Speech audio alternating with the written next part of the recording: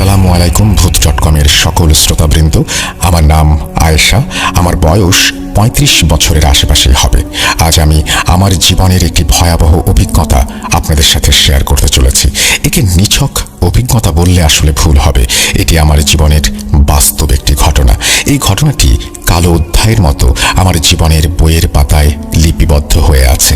এই ঘটনাটি ২০১৪ সালে আমার সাথে ঘটেছিল এবং এর ফলাফল আজও বিরাজমান। এই কথা কেন বললাম তা আপনারা ঘটনা শুনলেই উপলব্ধি করতে পারবেন। ছোটবেলাতেই আমার বিয়ে আমার আপন খালার ছেলের সাথে ঠিক হয়েছিল। ধীরে ধীরে বড় হলাম আর নিজের শিক্ষা জীবনের দ্বার প্রান্তে এসে পৌঁছে গেলাম। আমার যে খালাতো ভাইয়ের সাথে আমার বিয়ে ঠিক হয়েছিল, তিনি আর আমি দুজনেই ছোটবেলা থেকেই আমাদের বিয়ের ব্যাপারে অবগত ছিলাম। আমরা যখন বড় হলাম তখন একে অপরকে পছন্দও করতে শুরু করলাম।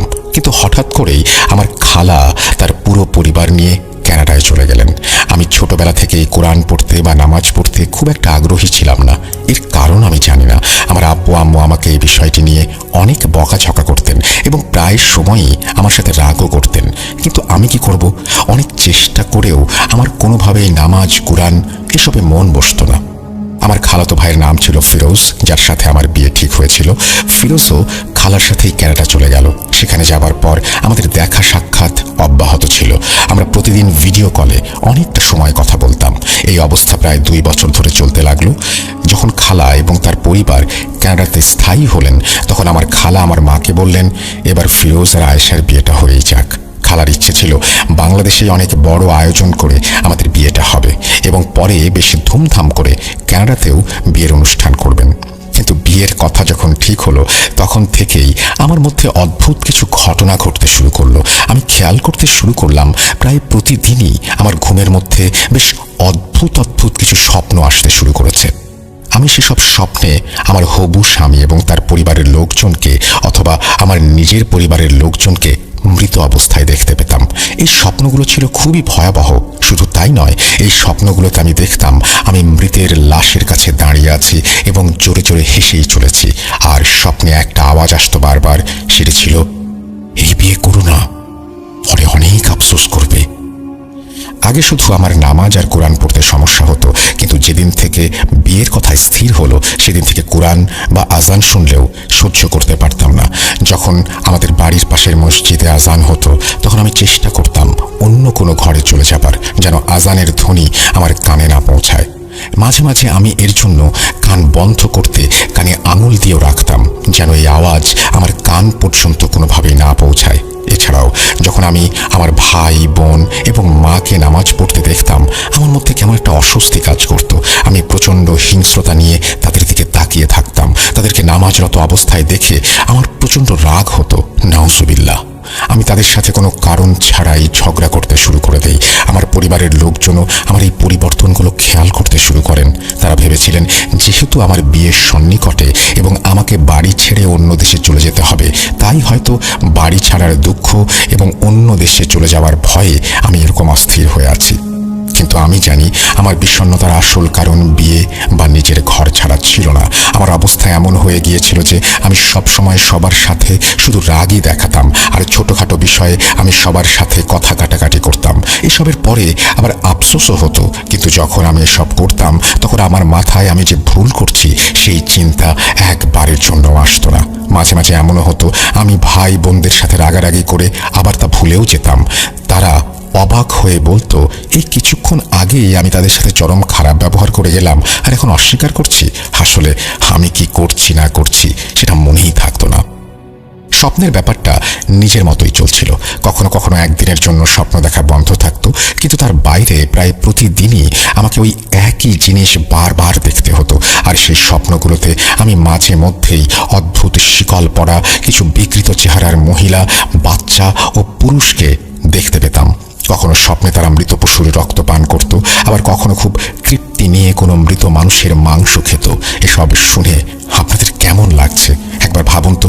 যদি প্রায় প্রতিদিন এই ধরনের স্বপ্ন আপনাদের দেখতে হয়, তাহলে কেমন লাগতে পারে? আমি সহজ ভাষায় আপনাদেরকে একটি কথা বলি, যা হয়তো আমার এইভাবে বলা উচিত হবে না, কিন্তু তবুও এই স্বপ্নগুলোর ভয়াবহতা বোঝানোর জন্য আমাকে এই কথাটি বলতেই হচ্ছে। এই স্বপ্নগুলো এতটাই ভয়ঙ্কর ছিল যে একবার দুবার আমার বিছানা পর্যন্ত নাপাক হয়ে গিয়েছে। স্বপ্নের ভয়াবহতা বোঝাতেই আমাকে এভাবে বলতে হলো। আমি আন্তরিকভাবে ক্ষমা প্রার্থী। যত দিন যাচ্ছে আমার বিয়ের সময়টাও কাছে চলে আসছে এবং এই স্বপ্নগুলোর আনাগোনাও বেড়ে চলেছে। একদিন আমি মায়ের কাছে গিয়ে বলেই দিলাম আমি কেমন এক অদ্ভুত বিপদে পড়েছি।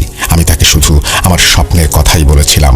আমার আজান আর কোরআন পাঠে যে সমস্যা হতো তার কিছুই বলিনি। আপনারা একটু কষ্ট করে এই কথাটি মাথায় রাখবেন। আমাদের বাড়ির গলিতেই একজন মহিলা ছিলেন যিনি হালকা পাতলা ঝাড়ফুঁক করতেন। মা আমাকে সন্ধ্যায় তার কাছে নিয়ে গেলেন। তিনি আমার সমস্যা বোঝার জন্য কিছু আমল করলেন। চেক করার পর বললেন আমি কোনো একটা কিছুতে মনে হচ্ছে যেন আটকে গেছি, তবে এটা তেমন কোনো বিপজ্জনক বিষয় নয়। প্রায়ই নাকি কুমারী মেয়েদের সঙ্গে এমন হয়ে থাকে। তিনি আমার মাকে পড়া পানি দেন আর বলেন যত দ্রুত সম্ভব যেন আমার বিয়ে দেন ওনারা, এতে সব সমস্যা নাকি নিজ থেকেই ঠিক হয়ে যাবে। কিন্তু কথায় আছে অল্প বিদ্যা ভয়ঙ্করী। একজন অদক্ষ ডাক্তার যেমন কারো জীবনের বিপদ ডেকে আনেন, ঠিক তেমন একজন অদক্ষ ধর্মগুরু বিপদ ডেকে আনে ইমানের। তিনি ছিলেন অদক্ষ।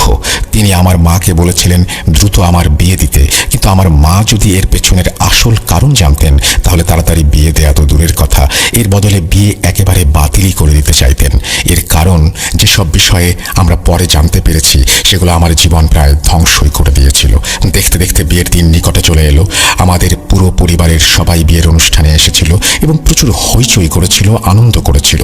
এমন কোনো অনুষ্ঠান ছিল না যা আমরা করিনি। অনেক ধুমধাম করে বিয়ের অনুষ্ঠানগুলো একে একে চলছিল আমার খালার ইচ্ছে মতোই। পরের দিনটি ছিল শুক্রবারের দিন আর জুম্মার পরপরই বিয়ের সময় নির্ধারণ করা হলো। কিন্তু জুম্মার নামাজের আগেই আমাদের বাড়িতে যেন কিয়ামত নেমে এলো। আমার খালু অর্থাৎ ফিরোজের বাবা এবং আমার হবু শ্বশুর সেই দিনই জুম্মার নামাজের কিছুক্ষণ আগেই ইন্তেকাল করলেন। খুশিতে পরিপূর্ণ বাড়িটিতে নেমে এলো শোকের ছায়া। আমার মায়ের মনে খালার স্বামীর মৃত্যু শোক তো ছিলই, কিন্তু তার চেয়ে বেশি ভয় ছিল আমাকে নিয়ে। আমার খালা এই বিয়ে ভেঙে দেন কিনা বা পিছিয়ে দেন কিনা সেটা নিয়ে। আবার তিনি এটাও ভাবছিলেন খালার পরিবার আমাকে না আবার অপয়ার ট্যাগ দিয়ে বসেন। আমরা সবাই খুব হতবাক হয়ে গিয়েছিলাম, কেননা আমার খালু যিনি কিনা 50 বছর বয়সী একজন মানুষ হবার পরও ছিলেন বেশ শক্ত সমর্থ এবং পুরোপুরি সুস্থ। গত রাতেও তিনি বিয়ে উপলক্ষে সবার সাথে অনেক আনন্দ করেছেন। কেউ বুঝতেই পারছিল না সকালে তার সাথে হঠাৎ করে কি এমন হয়ে গেল যে তিনি পরলোক গমন করলেন। পরদিন ছিল খালুর জানাজা। সেদিন থেকে টানা 3 দিন সবাই শোকে কাতর ছিল এবং বিয়ের ব্যাপারে এই 3 দিন কোনো কথাই হয়নি।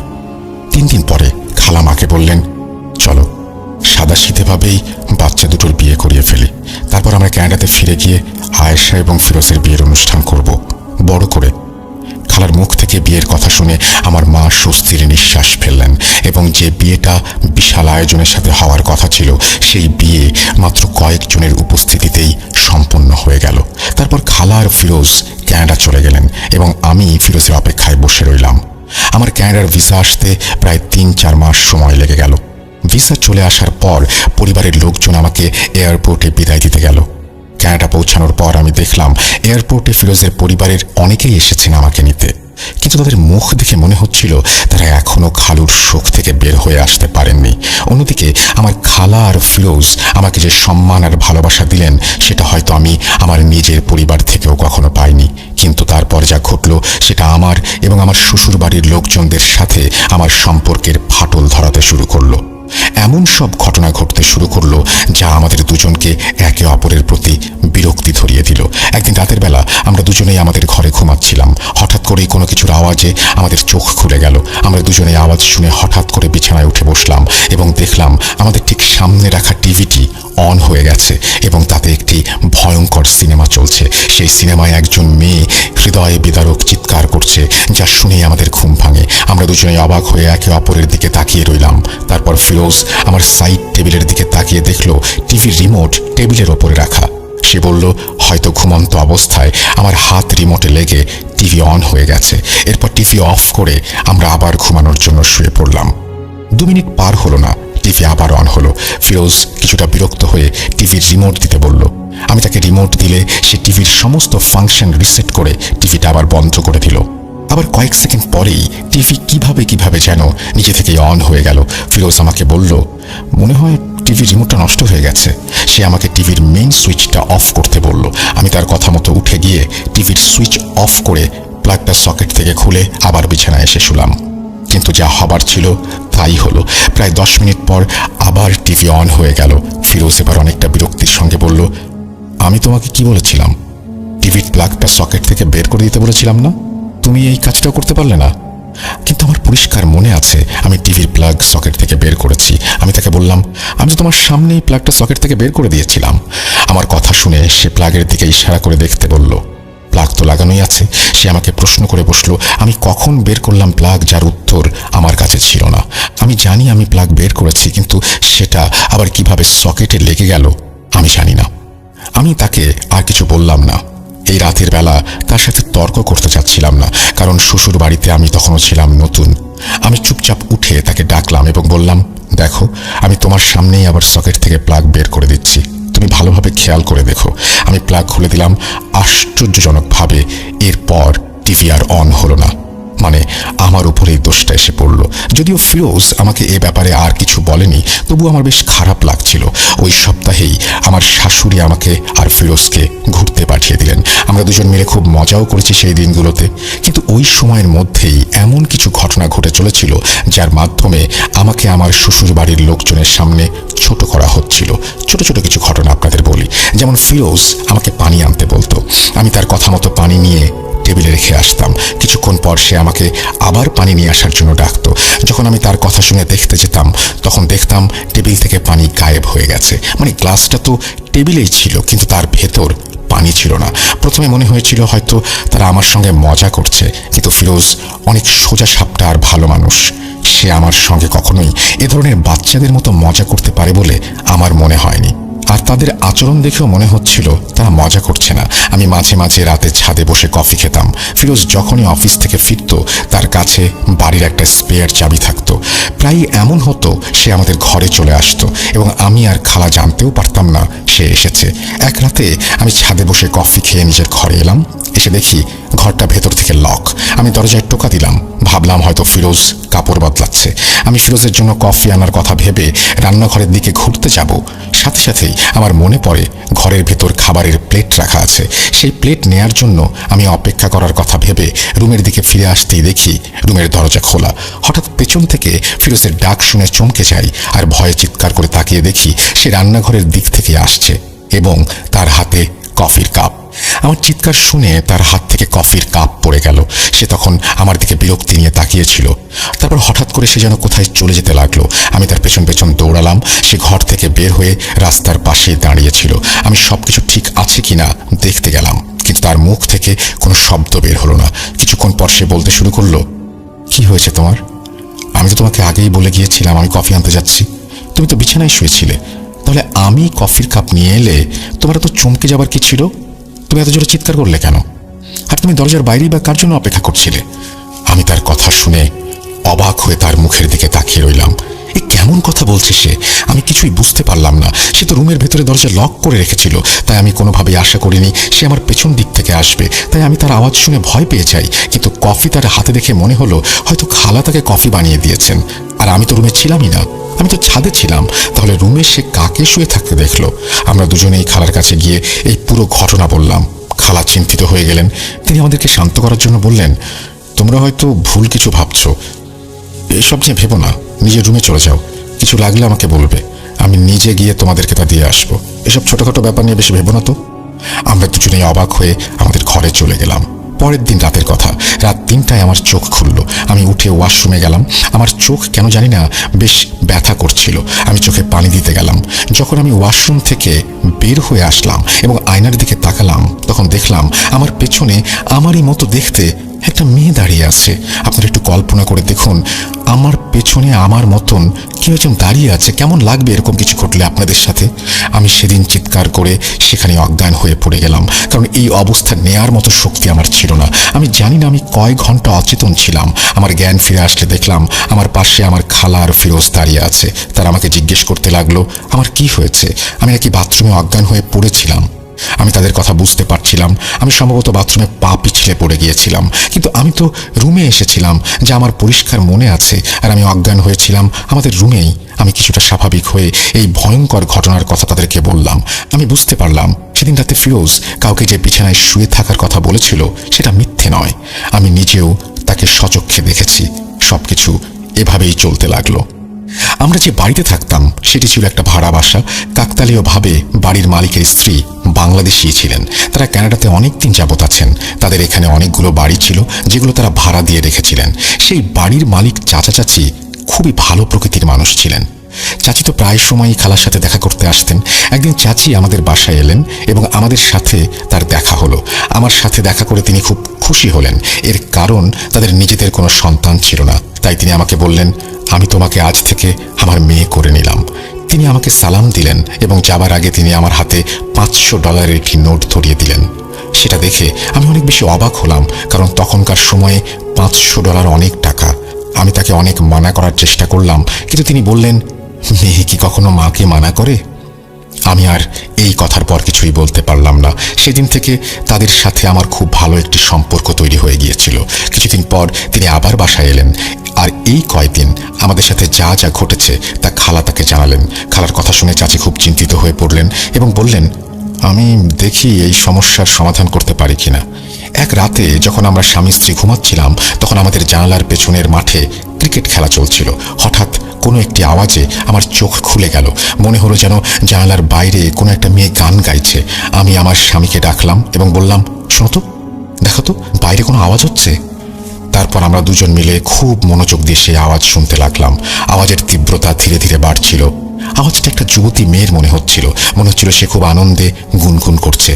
আমার স্বামীর একটি স্বভাব ছিল, যখন এ ধরনের কিছু ঘটতে শুরু করত তিনি টিভিতে সূরা লাগিয়ে দিতেন। কিন্তু সূরা লাগানোর সাথে সাথেই আমার মধ্যে অস্থিরতা শুরু হয়ে যেত এবং আমি ঘর থেকে বের হয়ে যেতাম।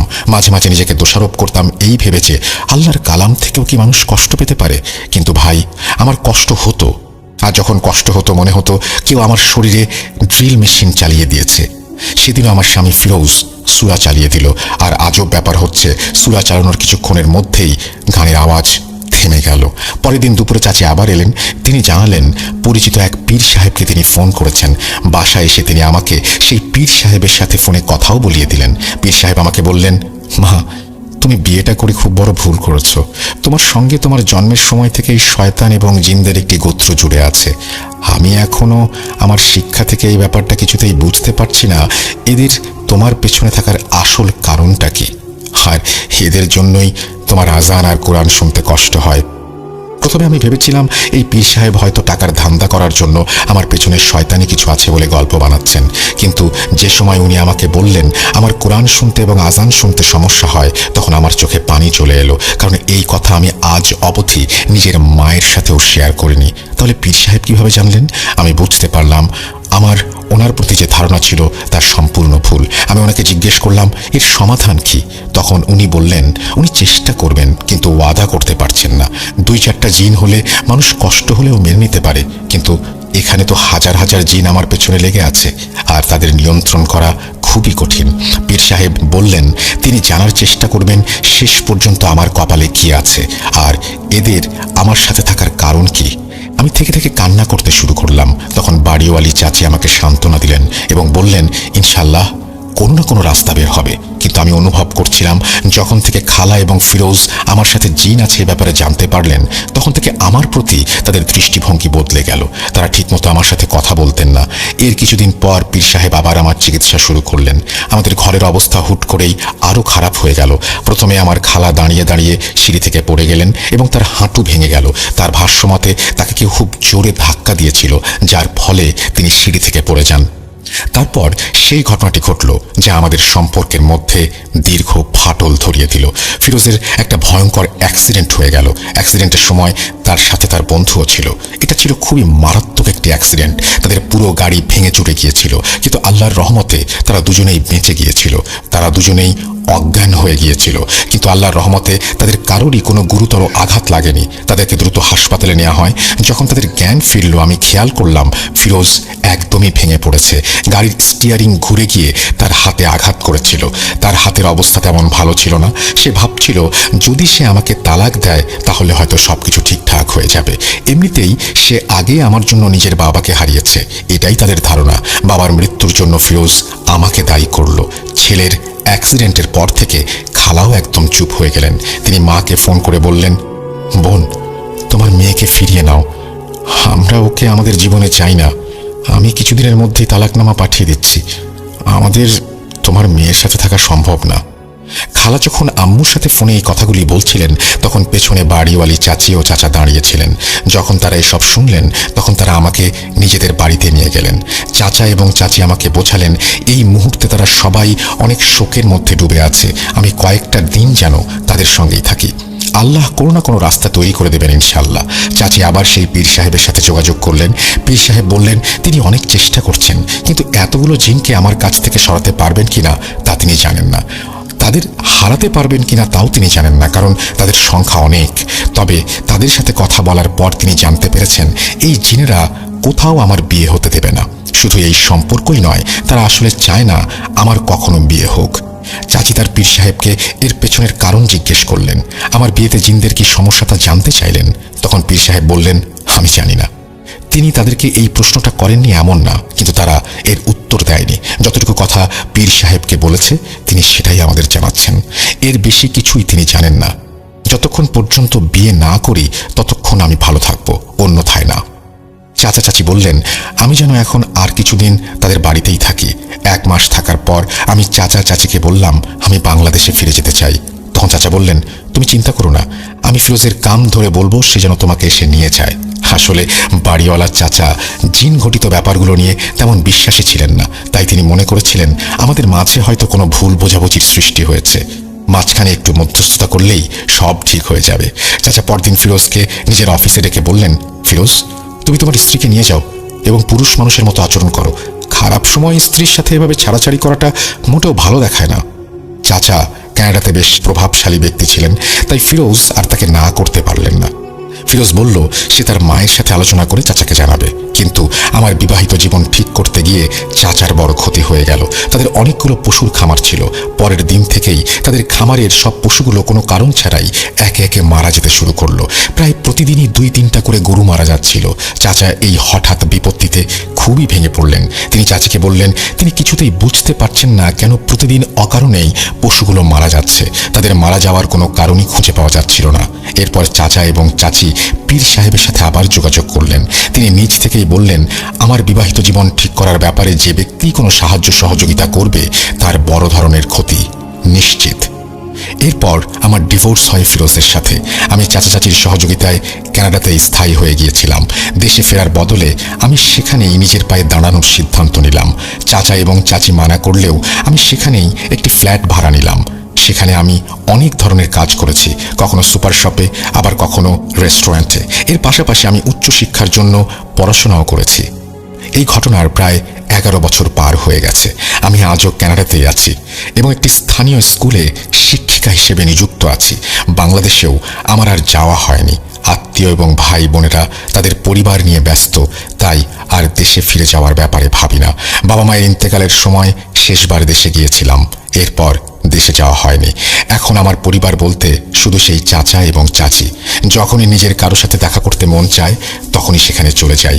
অন্যদিকে বিয়ের ব্যাপারে ভয় আমার মধ্যে এত বেশি বেড়ে গিয়েছে, যার ফলে আমি কখনোই দ্বিতীয়বার বিয়ের কথা ভাবতে পারিনি।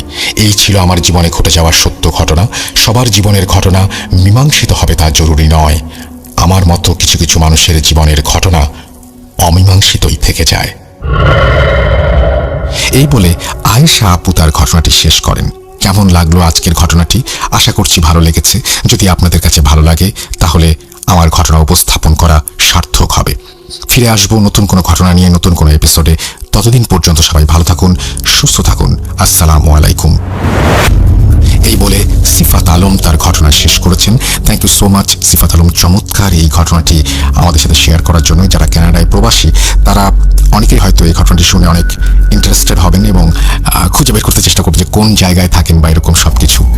বিদেশ বিভুঁয়ে এরকম স্ট্রাগল করে বেঁচে থাকায়, এরকম একটা সমস্যা নিয়ে বেঁচে থাকার অনেক ঝক্কি ঝামেলা রয়েছে। আমি দোয়া করি এই সমস্ত ঝক্কি ঝামেলা থেকে যেন মুক্তি পান আয়েশা। আমরা এর পরে চলে যাব আমাদের পরবর্তী ঘটনায়। তবে সেই ঘটনাগুলো এমন ঘটনা যে ঘটনাগুলো আপনারা হয়তো এর আগেও শুনেছেন বা কখনোই শুনেননি বা বারবার শুনতে চান। চলুন কথা না বাড়িয়ে সরাসরি চলে যাই সেই জনপ্রিয় ঘটনাগুলিতে।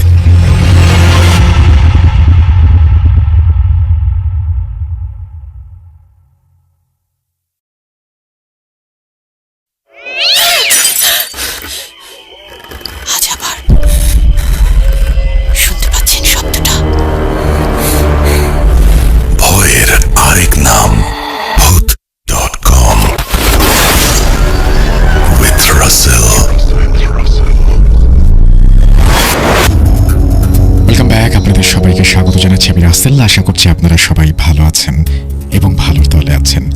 আর আমি রাসেলও ভালো আছি এবং ভালোর দলে আছি। আশা করছি আজকের এই 181তম এপিসোড আপনাদের ভালো লাগবে এবং প্রতিবার আপনাদের ভালো লাগার জন্যই কিন্তু এই ফিরে আসা। এবং আশা করছি যে আপনারা যতদিন ঘটনা পাঠাবেন এবং যতদিন বেঁচে থাকবো ততদিন পর্যন্ত আপনাদেরকে এভাবেই আনন্দ দিয়ে যাব। এবং আমাদের ইমেল অ্যাড্রেসটা একটু মনে করে দিই। আমাদের ইমেল অ্যাড্রেস হচ্ছে russell.booth.com@gmail.com। আপনার নাম, ঠিকানা এবং ফোন নাম্বার সহ আপনার জীবনে ঘটে যাওয়া বা আপনার জানা সেরা ঘটনা লিখে পাঠিয়ে দিন আমাদের কাছে। ঘটনার শুরুতে অবশ্যই উল্লেখ করুন যে ঘটনাটি আপনি স্টুডিওতে এসে শেয়ার করতে চান নাকি আপনি চান আপনার ঘটনা আমরা পড়ে শোনাই। যারা দেশের বাইরে রয়েছেন তারা সরাসরি অডিও ক্লিপ শেয়ার করতে পারেন, বা এসেও আপনারা ঘটনা যখন দেশে আসবেন তখন তো বলতেই পারেন, লিখেও আপনারা শেয়ার করতে পারেন আপনাদের ঘটনা। আমাদের ইমেল অ্যাড্রেস তো আমি জানিয়েই দিলাম, ঠিক একই সাথে আমাদের ফেসবুকের লিঙ্কটা আপনারা অবশ্যই ভুলবেন না, www.facebook.com/russell.স্বাধীন।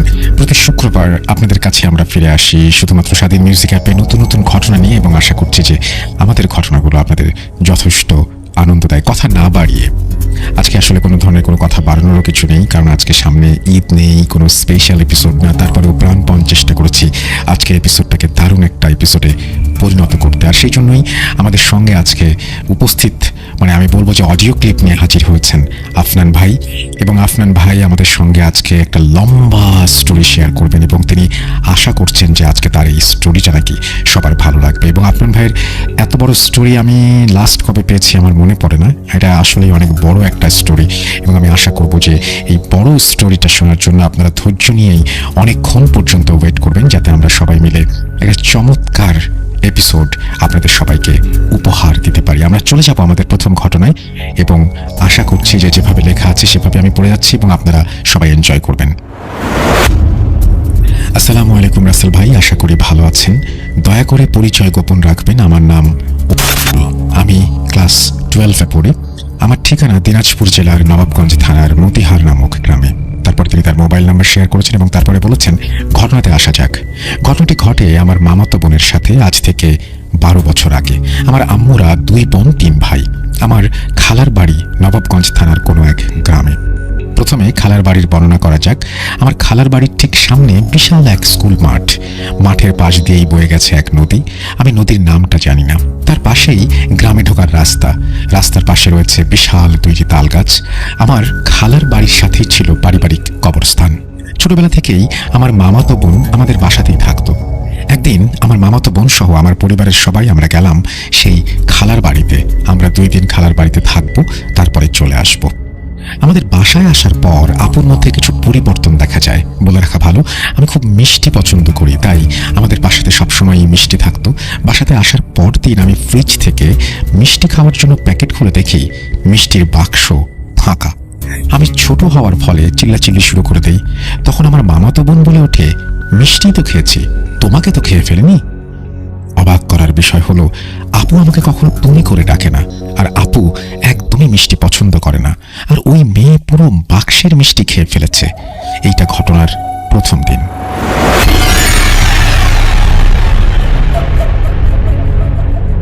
সেই দিনের পর থেকে আব্বু 2 দিন মিষ্টি নিয়ে আসেনি। তখন শুরু হয় আপুর পরবর্তী ঘটনা। প্রথম ঘটনার 2 দিন পর আম্মু লক্ষ্য করে আমার আপু রান্নাঘর থেকে পুরো 1 কেজি চিনি পলিথিন থেকে একেবারে খেয়ে ফেললো। এটা দেখে আম্মু ভীষণ ভয় পেয়ে যায়। তখন আম্মু আপুকে কিছুই বলে না। রাতে আপু ঘুমাতে গেলে আম্মু আমার আব্বুকে আম্মুর দেখা ঘটনাটা বলে। ও বলে রাখি, আমি ছোট হওয়ায় আমি, আম্মু আর আব্বু এক রুমে থাকি। আমার নিজের বোন আর মামাতো বোন আলাদা রুমে থাকে। আমার নিজের আপু আমার থেকে 2.5 বছরের বড়, তাই বলাই যায় আমার নিজের আপুও বড় না। 2টা আপুকে চেনার সুবিধার্থে আমার মামাতো বোনকে বড় আপু আর আমার নিজের বোনকে ছোট আপু বলে সম্বোধন করলাম। ঘটনায় ফিরে আসা যাক। সেদিন রাতে আমার ছোট আপু হঠাৎ করে চিৎকার করে ওঠে। ওর শব্দে আমাদের সবার ঘুম ভেঙে যায়। আমরা সবাই আপুর রুমে যাওয়ার জন্য ছুটে আসি এবং যেটা দেখি সেটা দেখার জন্য আমরা মোটেই প্রস্তুত ছিলাম না। আমরা দেখতে পাই বড় আপু নিজের হাতে নিজেই কামড় বসিয়ে রক্ত বের করে খাচ্ছে। এই ঘটনা দেখে আব্বু বড় আপুকে আটকানোর চেষ্টা করে। আমার আব্বু বাংলাদেশ সেনাবাহিনীর অবসরপ্রাপ্ত একজন সৈনিক। আব্বুর সাহসিকতার পরিচয় অনেকবারই পেয়েছে, কিন্তু অবাক করা বিষয় আব্বু বড় আপুর বাম হাত তার মুখের কাছ থেকে সরিয়ে নিয়ে আসতে পারছিল না। বড় আপু তার ডান হাত দিয়ে আব্বুকে কন্ট্রোল করছিল। আব্বু অনেক চেষ্টা করে তারপরে সফল হন। আব্বু সহ আমরা সবাই বুঝতে পারি এটা অলৌকিক কোনো কিছুর কাজ। তাই আব্বু পাশের মসজিদের ইমাম সাহেবকে ডেকে পাঠান। তিনি বড় আপুর শরীরে জিন ভর করান। তারপর তাকে সালাম দিয়ে জানতে চান, কি চান আপনি? কেন ছোট মেয়েটাকে কষ্ট দিচ্ছেন? উত্তরে বড় আপু ভারী কণ্ঠে বলে, আমি মিষ্টি খাবো। ইমাম প্রশ্ন করেন, থাকেন কই আপনি? উত্তরে বড় আপু ভারী কণ্ঠে বলে, আমি মিষ্টি খাবো। বারবার প্রশ্ন করলে তার জবাব একটাই। শেষে ইমাম সাহেব বলে, মিষ্টি খাওয়া হলে বলবেন তো কিছু? আপু ভারী কণ্ঠে বলল, হ্যাঁ। তখন রাত 2টা বাজে। এত রাতে বাজার বন্ধ। তবে আমার এক বড় ভাই মিষ্টির কারিগর, তাকে আব্বু কল দিয়ে 2 কেজি মিষ্টি নিয়ে আসতে বলেন। মিষ্টি আনার পর আপুর সামনে মিষ্টি রাখা হলে বড় আপু একটা হাসি দেয়। তারপর আমরা কিছু বুঝে ওঠার আগেই 5-7 মিনিটের মধ্যেই 2 কেজি মিষ্টি খেয়ে ফেলে। আমরা রীতিমতো অবাক হয়ে যাই, কিভাবে সম্ভব? তারপর ইমাম সাহেব প্রশ্ন শুরু করেন, কোথা থেকে এসেছেন আপনি? কিছুদিন আগে এই মেয়ে আমার সামনে দিয়ে চুল ছেড়ে আসছিল। আমি রাস্তার পাশে তাল গাছে থাকি। বুঝতে পেরেছেন কোন তাল গাছ? এইটা আমার খালার বাড়ির পাশের ওই তাল গাছ। দ্বিতীয় প্রশ্ন, কেন এসেছেন আপনি? উত্তরে বড় আপু আবারও ভারী কণ্ঠে বলে, আমার এই মেয়েকে পছন্দ হয়েছে, তাই ওর সাথে এসেছি। ইমাম সাহেব চেষ্টা করছিলেন কিভাবে তাকে দাঁড়ানো যায়, কিন্তু জিন রাজি হচ্ছিল না। এক পর্যায়ে জিনটা আরো 3 কেজি মিষ্টি চেয়ে বসে। আব্বুও রাজি হয়ে যায়। তারপর জিনটি বাসার পাশের আম গাছের বড় একটা ডাল ভেঙে চলে যায়। ঘটনাটি এখানে শেষ হলে ভালো হতো। কিছুদিন পর বড় আপু আম্মুকে বলে, ফুফি, আমি না স্বপ্নে নামাজ শিখছি, কোরআন শরীফ তেলাওয়াত করছি। তারপর থেকে রেগুলার বড় আপুর শরীরে সেই জিন ভর করত। সবাই এই বিষয়টির সাথে ইউজড হয়ে যায়, কিন্তু তার অত্যাচার বাড়তেই থাকে। আগের ঘটনার 1 মাস পর বড় আপু আম্মুকে বলে, ফুফি, ক্ষুধা লেগেছে। আম্মু ওর জন্য নাস্তা বানাতে আসে। এসে দেখে বড় আপু ঘুমিয়ে পড়েছে। তাই আমার আম্মু বড় আপুকে ডাকে নাই। প্রায় 1 ঘন্টা পর বড় আপু ঘুম থেকে ওঠে। আম্মু আপুকে খেতে বললে আপু বলে, আমি তো খেয়েছি। তখন আম্মু ভীষণ অবাক হয়ে যায়। আম্মু বলে, কখন খেলি? বড় আপু তখন সব বলতে শুরু করে। আমি দেখি একটা ছেলে আর একটা মেয়ে আমার সামনে আসে। প্রত্যেকদিন যে ছেলেটা আমাকে কোরআন শরীফ শেখাতো, ওই ছেলেটা আর মেয়েটা নাকি তার বোন। সে আমাকে নিতে এসেছিল। তাদের শহরে কার যেন বিয়ে। কিন্তু অবাক করা ব্যাপার হলো, তারা উঠতে পারে। আমি পাহাড়, পর্বত, নদী, সমুদ্র পার করে এক অচেনা জায়গায় গিয়েছি। সেখানে অনেক লোকজন, সবাই আনন্দ করছে, খাচ্ছে। তারপর ওই ছেলেই আমাকে খাইয়ে দিল। আমি অনেক খেয়েছি। তারপরও একজন কেন জানি বলল, তোমরা এত কম খাও। কথাটা আমাকে ভাবিয়ে তোলে। আমি বলে, তুই স্বপ্ন দেখেছিস? বড় আপু বলে, তাই হবে। আম্মু ঘটনাটি আব্বুর সাথে শেয়ার করে। আব্বু তখন বড় কবিরাজ ডাকে। তাকে পুরো ঘটনা বললে তিনি বলেন, বড় আপুকে জিনে ধরেছে, আর ওই জিন আপুকে ওদের দেশে নিয়ে যায়। তিনি কিছু পানি পড়া আর তেল পড়া দিয়ে যান, কিন্তু কোনো ইমপ্রুভ করে না। তারপর ওই কবিরাজকে আবার ডাকা হয়। ওই জিনকে হাজির করেন তিনি এবং তাকে বড় আপুকে ছেড়ে দিতে বলেন, কিন্তু সে রাজি হয় না। এমন সময় আমার মামা জিনকে উদ্দেশ্য করে বলে, এগুলো নাটক, আমার সঙ্গে চলবে না। তখন জিনটি ক্ষিপ্ত হয়ে মামাকে উদ্দেশ্য করে বলে, তুই আজকে রাত্রে 1টার সময় শুধু চোখটা খুলে রাখিস। মামা বলে, আচ্ছা। তারপর জিনটি কবিরাজকে উদ্দেশ্য করে বলেন, হুজুর, আপনি আমাকে তাড়াতে পারবেন না, আমি এই মেয়েকে দেখে ছাড়বই, বলে চলে যায়। মামা সেই রাতে অনেকে ঘুমানোর চেষ্টা করেন, কিন্তু কোনোভাবেই ঘুমাতে পারছিলেন না। চোখ বন্ধ রাখেন ঠিকই, কিন্তু রাত 1টার সময় মামার চোখ খুলে যায়। তখন তিনি দেখেন সাদা পোশাক পরা একটা কিছু তার সামনে দাঁড়িয়ে আছে, উচ্চতা রুমের ছাদ পর্যন্ত। মামা ভীষণ ভয় পেয়ে যান। ঠিক তখনই গরম বাতাসের সাথে তিনি শুনতে পান, কি আর নাটক দেখবি? মামার মুখে শোনা। তারপর বড় আপুর বিয়ে হয়। দুলাভাই পুলিশ কর্মকর্তা, কিন্তু সমস্যা হলো ভাইয়া যখনই ছুটিতে বাসায় আসতো তখনই আগের সমস্যা শুরু হয়ে যেত। তাদের বিয়ের 1 বছর পর থেকে আপনা আপনি সব স্বাভাবিক হয়ে যায়। বড় আপুর একটা বাবুও হয়েছে। সবাই তাদের জন্য দোয়া করবেন। আল্লাহ হাফেজ। এই বলে তিনি তার ঘটনা শেষ করেছেন। থ্যাংক ইউ ভেরি মাচ আপনার ঘটনার জন্য। আশা করছি যে ঘটনাটি আপনাদের ভালো লেগেছে। যদি ভালো লাগে তাহলে অবশ্যই আমাদের জানাবেন, এবং আশা করব যে আমাদের এই ঘটনাটি আপনাদেরও অনেক আনন্দ দিয়েছে। আপনারা ঘটনা পাঠান russell.booth.com@gmail.com এই অ্যাড্রেসে। পরের ঘটনাটি আমরা আফনান ভাইয়ের ঘটনা শুনবো এবং আশা করছি আপনারা সবাই আমাদের সঙ্গেই থাকবেন। চলুন আমরা চলে যাই আমাদের পরের ঘটনায়।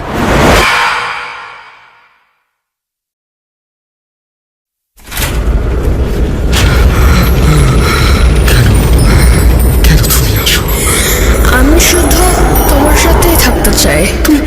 তুমি চলে যাও প্লিজ, চলে যাও।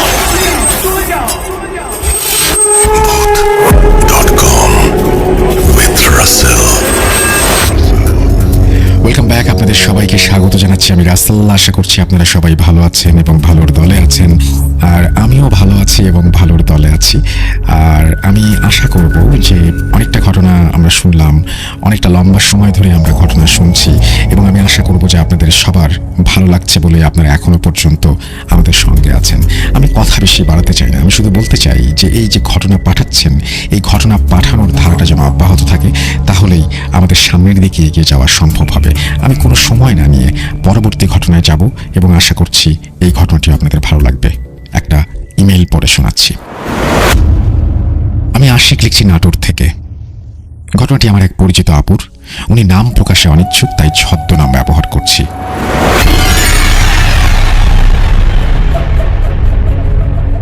আমি তনিমা। বিয়ের আজ 15 বছর পূর্ণ হলো। মা বাবার একমাত্র মেয়ে আমি। বর্তমানে কানাডায় আছি। দেশের বাড়ি নাটোরের গুরুদাসপুর। পছন্দের ছেলেকে বিয়ে করেছি। আমার হাজবেন্ড একজন ব্যবসায়ী, তাই বিয়ের পরে সংসার সূত্রে দেশ থেকে বিদেশে পাড়ি জমাতে হয়েছে। আমার হাজবেন্ড সহ আমরা সবাই বিদেশেই থাকি। বলে রাখা ভালো, আমরা কোর্টে গিয়ে বিয়ে করেছি এবং বিয়ে করেছিলাম কারণ আমি ছিলাম মুসলিম এবং আমার হাজবেন্ড ছিলেন একজন খ্রিস্টান ধর্মাবলম্বী। আমাদের বিয়ে আমাদের পরিবার থেকে কেউ মেনে নেয়নি।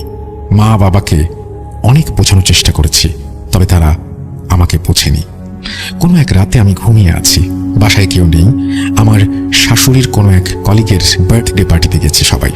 আমার শরীরটা হালকা খারাপ হওয়ার কারণে আমি যাইনি অন্যদের সাথে। আমি স্বপ্নে দেখছি কেউ একজন আমার কানের কাছে এসে ফিসফিস করে এক ভয়ঙ্কর গলায় বলছে। কি ভাষাগুলো ছিল ঠিক এমন আমি বুঝতে পারিনি। অনেকটা গা মুচ এরকম টাইপের কি বিজাতীয় ভাষা, যেটাকে আসলে কোনো ভাষায় রূপায়িত করা যায় না। যেসব ভাষা আমার কাছে কোনো মানে নেই এবং এটি কোন দেশি ভাষা সেটিও আমি বুঝতে পারছি না।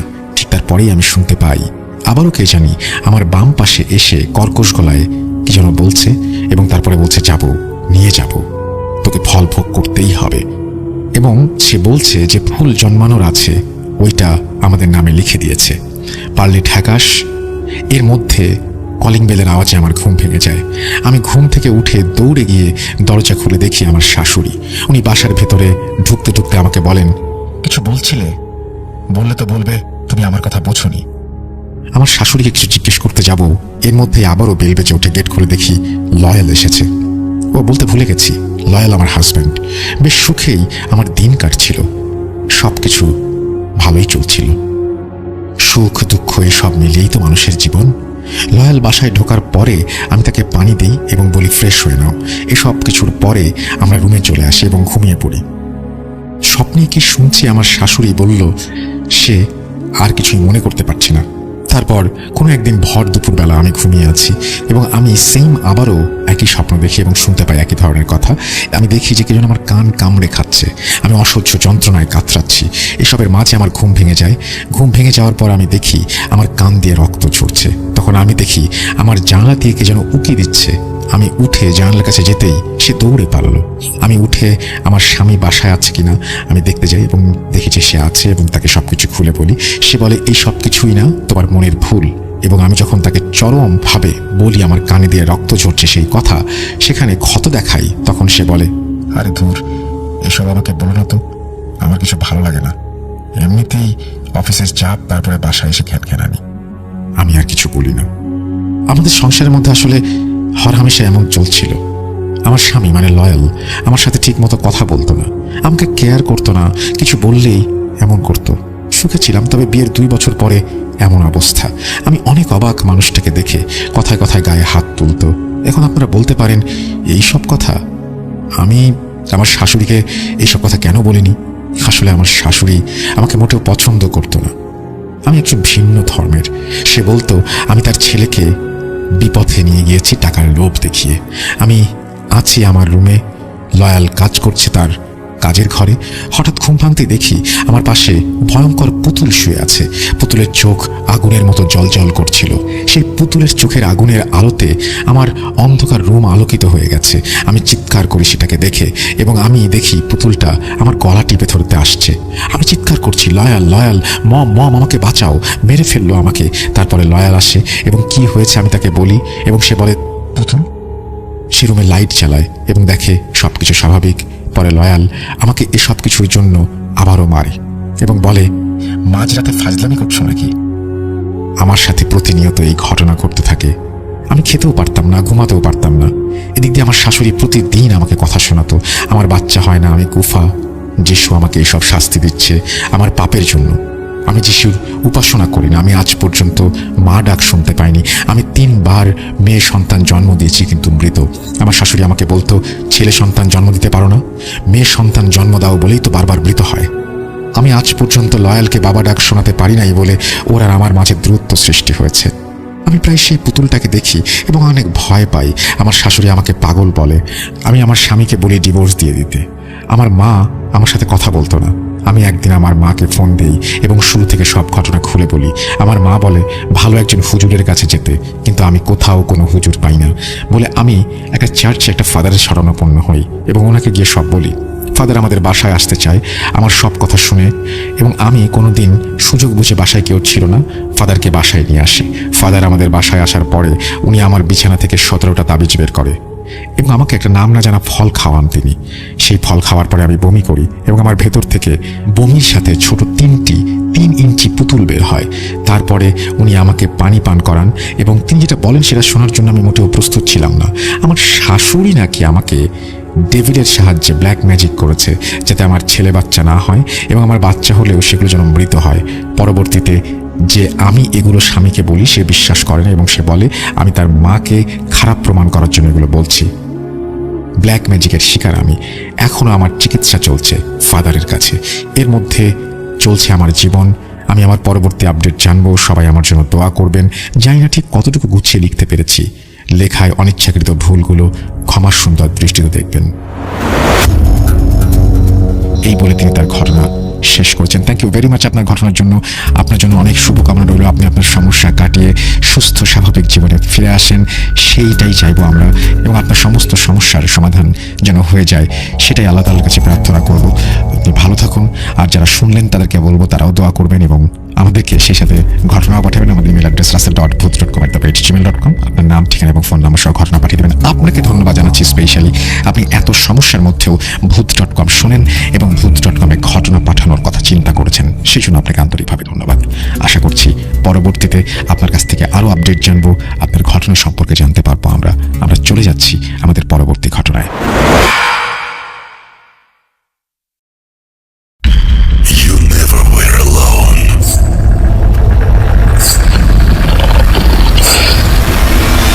Juju আসছে। You are not alone. আমি শুধু তোমার সাথেই থাকতে চাই। Not alone. লুকোচুরি খেলবে? লুকোচুরি? You will never be alone.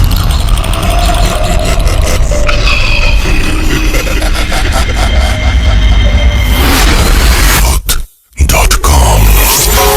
The fear returns with Russell. শেষে যে ঘটনাটি শুনলাম সেই ঘটনাটি পাঠিয়েছেন আমাদেরকে তনিমা। মানে তনিমা ঠিক পাঠাননি, একজন শুনেছেন এবং তিনি লিখেছেন। আমি তনিমাকে তারপর ধন্যবাদ জানাই যে তিনি নিশ্চয়ই ভূত.com-এ এটা প্রচার করা হবে জেনে তিনি শেয়ার করেছেন, সেই জন্য আপনাকে অনেক ধন্যবাদ জানাই। আমি চলে যাব আমাদের পরবর্তী ঘটনায়, এবং এই ঘটনাটি আমাদের কাছে যিনি লিখেছেন, যেভাবে লিখেছেন আমি সেভাবেই শেয়ার করার চেষ্টা করছি। আসসালামু আলাইকুম রাসেল ভাই, আমার নাম সোহেল। আমি অনেক দিন ধরে আপনাদের সাথে আছি। আমার বাসা গাইবান্ধা, পলাশবাড়ি থানা। আমি, আমার বড় ভাই, আমরা দুজন কবিরাজ। প্রথমে আমাদের সম্পর্কে কিছু বলি। আমার বয়স 16। আমি একজন স্টুডেন্ট। হঠাৎ করে আমি কিভাবে কবিরাজ হলাম তার কিছু ভয়ঙ্কর নির্মম কাহিনী বলবো। তবে তবে আমি কবিরাজ হওয়ার আগে আমার বড় ভাই কবিরাজ হয়েছে। আর কথা না বাড়িয়ে ঘটনায় যাওয়া যাক। নির্মম ভয়ঙ্কর দুনিয়ায় ঘটনা ঘটে চট্টগ্রাম CEPZ এলাকায়। দিনটি ছিল 2020 জুলাই মাসের 13 তারিখ। তখন রাত 8টা বাজে। রোজকার মতো খাওয়ার পর আমি শুয়ে পড়ি, আর ভাইয়া ফোন দেখছে। হঠাৎ আমার পাটা গিয়ে ভাইয়ের কোমরে লাগে। তখনই শুরু হয়, ভাই আমাকে বলে, তোর এত বড় সাহস, তুই আমার পা লাগিয়েছিস, তোকে আমি মেরে ফেলবো। এই কথা বলে সে আমার গলা চেপে ধরে, এত জোরে ধরে যে আমি ওখানে জ্ঞান হারিয়ে ফেলি। তার কিছুক্ষণ পর আমার জ্ঞান ফেরে। দেখি ভাইয়া অনেক বড় একটা জিহ্বা বের করে আছে আমার দিকে। সে দেখে আমি খুব ভয় পেয়ে যাই। তখন আমাকে বলছে, তোর এত বড় সাহস হয় কিভাবে? আমি আর দেরি না করে আম্মুকে ডাকি। আম্মু ঘরে এসে দেখে আমাদের ঘরে যে সব জিনিস ছিল অর্ধেক ভাঙা। আম্মু আমাকে বলে, তোরা কি করছিস? তখন ভাইয়া বলে, ও না, আমি করছি। কিন্তু কেন? আমার রক্ত লাগবে। আমি তো শোনার পর জ্ঞান হারিয়ে ফেলি। জ্ঞান ফেরার পর দেখি আমার রুমে অনেক মানুষ, ভাইয়াকে ধরে রেখেছে তারা। তারপর আমার বাসাতে একজন লোক ছিল যে হয়তো কিছু জানে, যাকে আমাদের রুমে নিয়ে আসা হয়। এবং কিছুক্ষণ পর আমার ভাই, সে আমাদের কিছু না জানিয়ে চলে যায়। কবিরাজি শুধু একটা কথা বলে, একে বাঁচানো সম্ভব নয়। তারপরে আমরা ভাইয়াকে নিয়ে বাড়িতে আসব, কিন্তু কোনো গাড়িতে আমাদের নিয়ে আসতে চায় না। অনেক কষ্টের পর ডাবল ভাড়া দিয়ে একটা গাড়ি পাওয়া যায়। ততক্ষণে ভাইয়ার অবস্থা শেষ এবং আমার ভাইয়া এবং আমরা সবাই গাড়িতে উঠে বসি। বসার কিছুক্ষণ পর ড্রাইভার আসে। ভাইয়া ড্রাইভারকে কাছে ডেকে বলল, এই ড্রাইভার, গাড়ি চালাতে পারো তো? মাঝে একটি কথা ভাইয়ার সাথে বললো এবং সেটা গলাটা কেমন যেন একটু পরিবর্তিত, কেমন জানি ভারী গলা। গোটা রাস্তায় একটা কথাও বলেনি ভাইয়া, শুধুমাত্র একটি কথা বলেছিল, সেটি হচ্ছে যে একটি ছেলের জন্য গাড়ির সবাই বিপদে পড়বি। এদিকে আমার নানু একজন ফকিরের বাড়িতে যায়। আমরা রাস্তায় কি করছি, একটু পর আমাদের সব কথা সে ফোনে বলে। আমি কিছু বুঝতে পারছি না এসব কি। ভাবতে ভাবতে হঠাৎ আমি দেখি যে আমরা সবাই অ্যাক্সিডেন্ট করে বসি। 3 জন লোকের মাথা ফেটে যায় আর ড্রাইভার গাড়ি থেকে নেমে ভয় পেয়ে চলে যায়। বাচ্চা আর মহিলা সবাই কই, সবাই খোঁজে। তখন ভাইয়া বলে, এই তুই কি খুঁজছিস বল? ওরা কেউ মানুষ না, শুধু একটা ছায়া, ছায়া ছিল, ছায়া। তারপর আমরা বাড়িতে আসি। আসার কিছুক্ষণ পর একজন কবিরাজ আসেন। কবিরাজ দেখে বলেন, আমি এই কাজ করতে পারবো না। এরপরে আমরা অনেকবার বলার পরে সে বলে যে এটা কোনো সাধারণ জিন নয়, এটা হচ্ছে শ্মশানের জিন, আমি এই কাজ করতে পারবো না। তার কিছুক্ষণ পর কবিরাজ আসেন। উনি দেখার পর বলেন, আমি সাময়িক সময়ের জন্য পারবো। তারপর উনি চলে যান। আমরা আরেকজনকে নিয়ে আসি। তাকে দেখে ভাই বলে, তোরা কেউ পারবি না। এদিকে 21 দিন পার হয়ে যায়। এর মাঝখানে 23 ঘন্টায় 11 জন লোক লাগে ভাইয়াকে ধরে রাখার জন্য। সবাই তো সব সময় পাশে থাকে না, কিন্তু আমি 24 ঘন্টা সাথে থাকি। সে আর আমি একদিন ঘুমিয়ে আছি। দেখি ঘুমের মাঝে আমার বড় ভাই একটা নদীর ভিতরে দাঁড়িয়ে আছে। দূর থেকে একটা বাঁশির ভয়ানক সুর বেজে আসছে। সাথে 3 জন লোক, দেখতে অনেকটা, 2 জন সাদা দাড়ি আর জুব্বা পরা, আর একজন এত কালো, পৃথিবীতে এত কালো কিছু হয় না। আমরা পানিতে দাঁড়িয়েছিলাম। তারা 3 জন আমাদের খুব কাছে এসে দাঁড়িয়ে থাকে। বলে, আজকে কাকে খাবো বল? আমি কিছু বলার আগেই ভাই বলে, আমাকে খাও, ওকে যেতে দাও। ওরা তাই করে। আমার সামনে ওরা 3 জন ভাইয়ার ঘাড়ে কামড় দেয়। ভাইয়া এত কান্নাকাটি করছে আর ওদের বলছে ছেড়ে দাও। আমার সামনে ওরা ভাইয়াকে খেয়ে ফেলে। আমি কিছু করতে পারলাম না। তারপর এই কালো লোকটা বলে, এবার সে নাকি আমাকে খাবে। তখনই ফজরের আজান দেয়। আমরা কোথাও যেন হারিয়ে যাই। আমি ঘুম থেকে উঠে দেখি ভাই আমার পাশে নেই। আমি সবাইকে ডেকে বললাম, ভাই কই? আম্মু বলে, ঘরে নাই। আমি বললাম, না, আমি রাতের স্বপ্নের কথা তখনও বলিনি। আমরা সারা গ্রাম খুঁজে ভাইয়াকে কোথাও পাইনি। এক ফকিরকে বাড়িতে নিয়ে আসা হয়। সেই ফকির বাড়িতে এসে বলে, আপনার ছোট ছেলে সব জানে। আমি ওই রাতের কথা কাউকে বলিনি, কারণ ওই 3 জন লোক আমাকে বলেছে যদি আমি কিছু বলি তাহলে আমার ছোট বোন, তাকে আর পাওয়া যাবে না। এই ভয়ে আমি কাউকে কিছু বলিনি। হঠাৎ একদিন স্বপ্নে দেখি আমি সেই নদীর ধারে দাঁড়িয়ে আছি, আর সেই ভয়ানক বাঁশির সুর। আমার শরীরে যত লোম ছিল সব কাটার মতো দাঁড়িয়ে গেল। আমি দেখি সেই 3 জন লোক এবং তার সাথে আরও একজন বেশি, এবং তারা আমাকে আবারও সেই একই কথা বলে আগের মতো। এবং একটু পর সব ঠিক হয়ে যায়। তারা আমার হাত কামড়াতে চায়, কিন্তু খুব একটা সুবিধা করতে পারেনি। এরকম 3 মাস পেরিয়ে যায়। আমি আরেকটা স্বপ্ন দেখতাম, রোজ সোমবার করে। এদিকে আমরা ঘুমাতে পারতাম না। হঠাৎ এক সোমবার আসে, আমি ভয়াবহ কান্না করছি এই ভেবে আছে কোথায় কি হবে এবং আবারও সেই বাঁশির সুর হবে কিনা, সেই লোকগুলো আসবে কিনা, এই ভয়ে আমি ঠিক ঘুমাতেও পারছি না। এবং আমি হঠাৎ করে এক সোমবারে দেখি যে ওই লোকগুলো আর আসেনি। এবার আসলো আমার প্রাণের বড় ভাই। ওকে দেখে আমি খুব খুশি হই। ও ও আমাকে বলে যে কালকে বাড়িতে যাব। আমি বললাম কিভাবে যাবে? সে বলল সে নাকি আমাকে নিতে আসবে। ও বলল বাড়ির পেছনে দাদুর কবরের পাশে যে কুয়াটা আছে আমি ওইখানে থাকবো, কালকে ফজরের আজানের পরে পেয়ে যাবি। আমি ঠিক সময় ওখানে যাই এবং মাকে নিয়ে যাই। গিয়ে দেখি ভাইয়া ওখানে পড়ে আছে, পুরো শরীর সাদা হয়ে আছে, মনে হচ্ছে অনেক দিন পানিতে ছিল। আমরা তাকে বাড়িতে নিয়ে আসি। আসার পর আমরা সব জানতে চাই এবং সে তখন আমাদেরকে শুধু একটা কথাই বলে। সেই একটা কথার মাঝেই লুকিয়ে আছে পুরো ঘটনা। আজ এইটুকু থাক, বড় কাহিনী পরে শোনাবো। Thank you so much. কিন্তু আপনার কথা, আপনার লেখাটা খুব অসংলগ্ন। বুঝতে পারছি আপনার ঘটনাটি খুব চমৎকার, কিন্তু কেন যেন গুছিয়ে লেখাটা হয়ে ওঠেনি। সুতরাং পড়তে খুব কষ্ট হয়েছে এবং বুঝতেও খুব সমস্যা হয়েছে। আমি জানি যে বাকি ঘটনা যেটা শুনবো যে আপনার ভাইয়ের সাথে কী হয়েছিল সেটা আরও ইন্টারেস্টিং হবে। আমরা জানতেও চাই আপনি কীভাবে কবিরাজ হলেন, কেন সেই ঘটনা। আপনি যে শেয়ার করলেও ভালো করতেন, কারণ আপনার এই ঘটনার চাইতে আরও অনেক বড় ঘটনা আমরা পড়ি এবং পড়ে শোনাই। কিন্তু ঘটনাটা যখন পরবর্তীতে লিখবেন আমার মনে হয় যে একটু সচেতনভাবে লিখতে পারলে খুব ভালো। আর না হলে আপনি প্লিজ কাউকে যদি ঘটনাটা শোনান এবং কাউকে দিয়ে লেখান তাহলেও হবে, যেভাবে আপনার সুবিধা হয়, বা আপনি রেকর্ডও করে ফেলতে পারেন। আজকে আমাদের বুঝতে সমস্যা হয়েছে এই কারণেই। এমন না যে আপনার ঘটনাটা খুবই চমৎকার, আপনি লেখেনও খুব চমৎকার, কিন্তু হয়তো কোনো অংশ আমার কেন যেন মনে হয় বাদ পড়েছে, বা আমার লেখার মাঝখানে কোনো একটা মিস্টেক ছিল, হয়তো সফটওয়্যারের বা কোনো একটা কিছু। একটু প্লিজ আমাদের ঘটনা পাঠাবেন, আমরা খুব ইগারলি ওয়েট করছি আপনার ঘটনার জন্য। আপনি ভালো থাকবেন এবং আপনার কবিরাজ হওয়ার ঘটনা সত্যিই আমরা জানতে চাই, সত্যি সত্যি সত্যি আমরা জানতে চাই। আপনার ভাইয়া এখন কেমন আছেন সেই ব্যাপারটাও জানতে চাই। আপনাদের দুজনের জন্য অনেক শুভকামনা থাকলো। আপনাদের ঘটনার জন্য অপেক্ষা করব। আশা করছি আপনারা খুব দ্রুত আমাদের ঘটনা পাঠিয়ে দেবেন। আমরা চলে যাব আমাদের পরবর্তী ঘটনায়।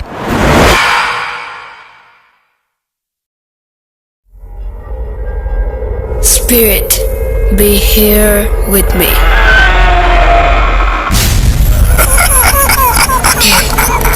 কে তুমি? Bhoot.com.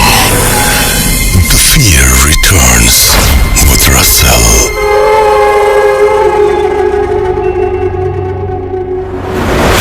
Welcome back. আপনাদের সবাইকে স্বাগত জানাচ্ছি আমি রাসেল। আশা করছি আপনারা সবাই ভালো আছেন এবং ভালোর দলে আছেন। আমিও ভালো আছি এবং ভালোর দলে আছি। আর এই মুহূর্তে আরও একবার ফিরে এলাম আরও একটা অডিও ক্লিপ নিয়ে। আফনান ভাইয়ের ঘটনা আমরা শুনিয়েছিলাম, এইবার আরও একটা অডিও ক্লিপ আপনাদেরকে শোনাবো। আশা করছি আমাদের এই ঘটনাটি আপনাদের ভালো লাগবে। যদি ভালো লাগে অবশ্যই আমাদের জানাবেন, ভালো না লাগলেও আমাদের জানাবেন। আমরা সবসময় আপনাদের সাথে থাকতে চাই, সবসময় আপনাদের আনন্দ দিতে চাই। কথা না বাড়িয়ে চলে যাচ্ছি অডিও ক্লিপে।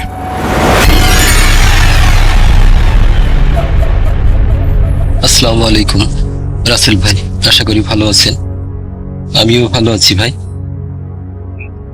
তো ভাই আমি আজ যে ঘটনাটি শেয়ার করব সেটা আমার নিজের সঙ্গে ঘটে যাওয়া। ভাই আমি আব্দুর রউফ বলছি, সাতক্ষীরা শ্যামনগর আটুরিয়া হাওয়ালভাঙ্গি গ্রাম থেকে। তো ভাই আমার ছোটবেলায় আমি তখন বুঝি আর কি, আমি ক্লাস 1-এ পড়ি সম্ভবত। তো ওই সময় আমাকে আমার উপরে জিনের দৃষ্টি ছিল। রাত্রে আর কি আমাকে ওই জিনে উঠাই নিয়ে যেত, কিন্তু আমার বাড়ির বাইরে কখনো বের করতে পারে নাই, কারো না কারো চোখে আমি পড়ে যেতাম। তো আমি যে ঘটনাটি শেয়ার করছি সেটা আমার মায়ের মুখ থেকে শোনা, আমার সঙ্গে ঘটে যাওয়া।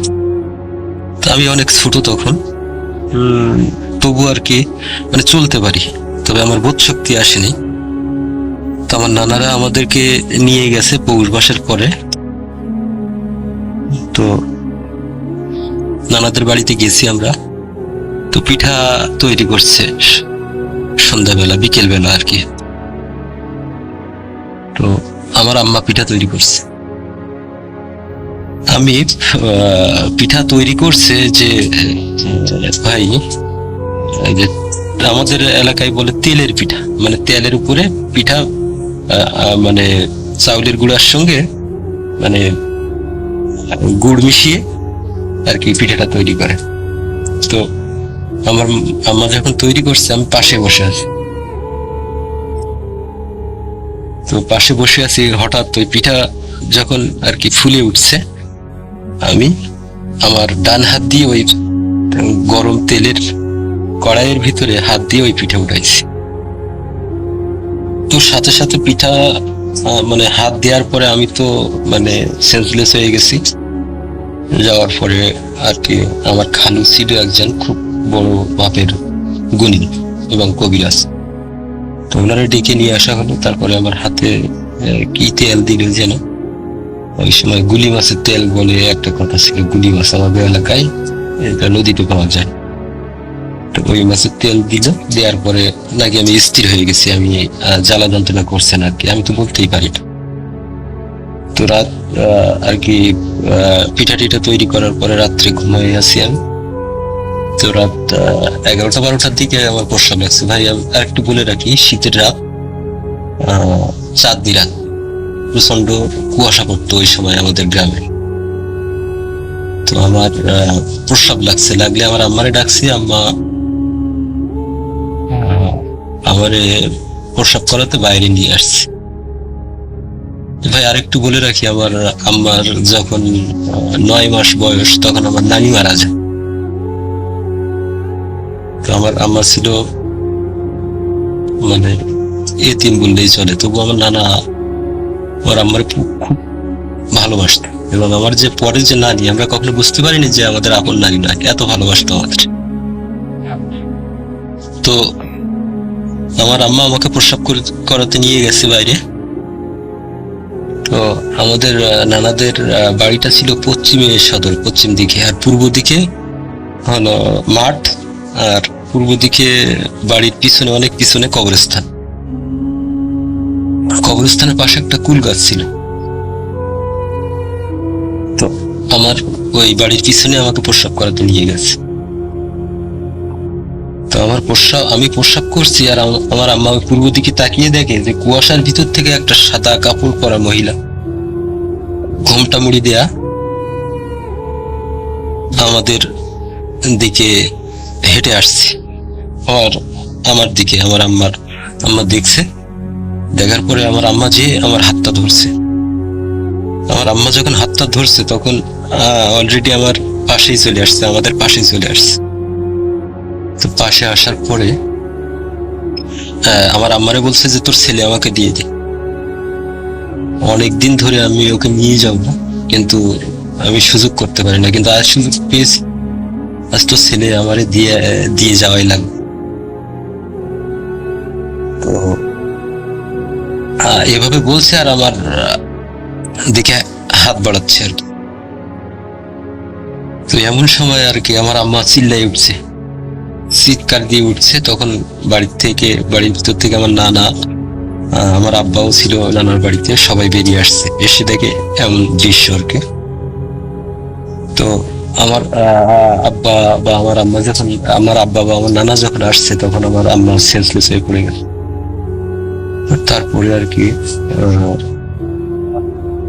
আমার ওই খালুরে ডাকা হলো, খালু এসে ঝাড়ফুঁক করে সেখান থেকে সুস্থ। কিন্তু ভাই ঘটনা এখানেই শেষ নয়। আমি যখন ছোটবেলায় হাঁটতাম, তখন আমার পিছু পিছু আমি যেন বুঝতে পারতাম কেউ আমার পিছু পিছু হাঁটছে, ঘাড় ফিরে তাকালে কাউরে দেখতাম না।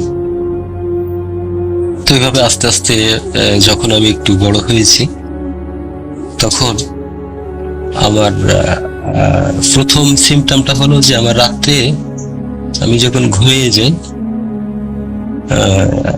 যখন ঘুমটা পরিপূর্ণ হয়ে যায়, তারপর যখন একটা অবস্থায় আসে যে আমি জেগে গেলাম, এমন একটা অবস্থা, তখন আমি জাগি না। তো সে সময় আর কি ভাই আমি বুঝতে পারি, রাত হোক দিন হোক, যখন আমার এই অবস্থাটা হইতো, তখন আমি বুঝতে পারতাম। আমার পাশে কেউ কথা বললে আমি বুঝতাম। তো আমার এসে কালা জিন যেটাকে বলে, ওই কালা জিনে আমাকে তো ভাই আমি বলবো কি, কাউরে যদি এই দিনে না ধরে থাকে, তাহলে সে বুঝবে না যে সে যে কি যন্ত্রণা। মানে মনে হয় যে আমি মরেই যাচ্ছি, আমার দম বন্ধ হয়ে গেছে, আমার গলা দিয়ে স্বর উঠছে না, আর আমার শরীরে একটা অঙ্গ নড়ানোর ক্ষমতা থাকে না। তো কিছুদিন পরে আর কি মানে এমন হতেই আছে।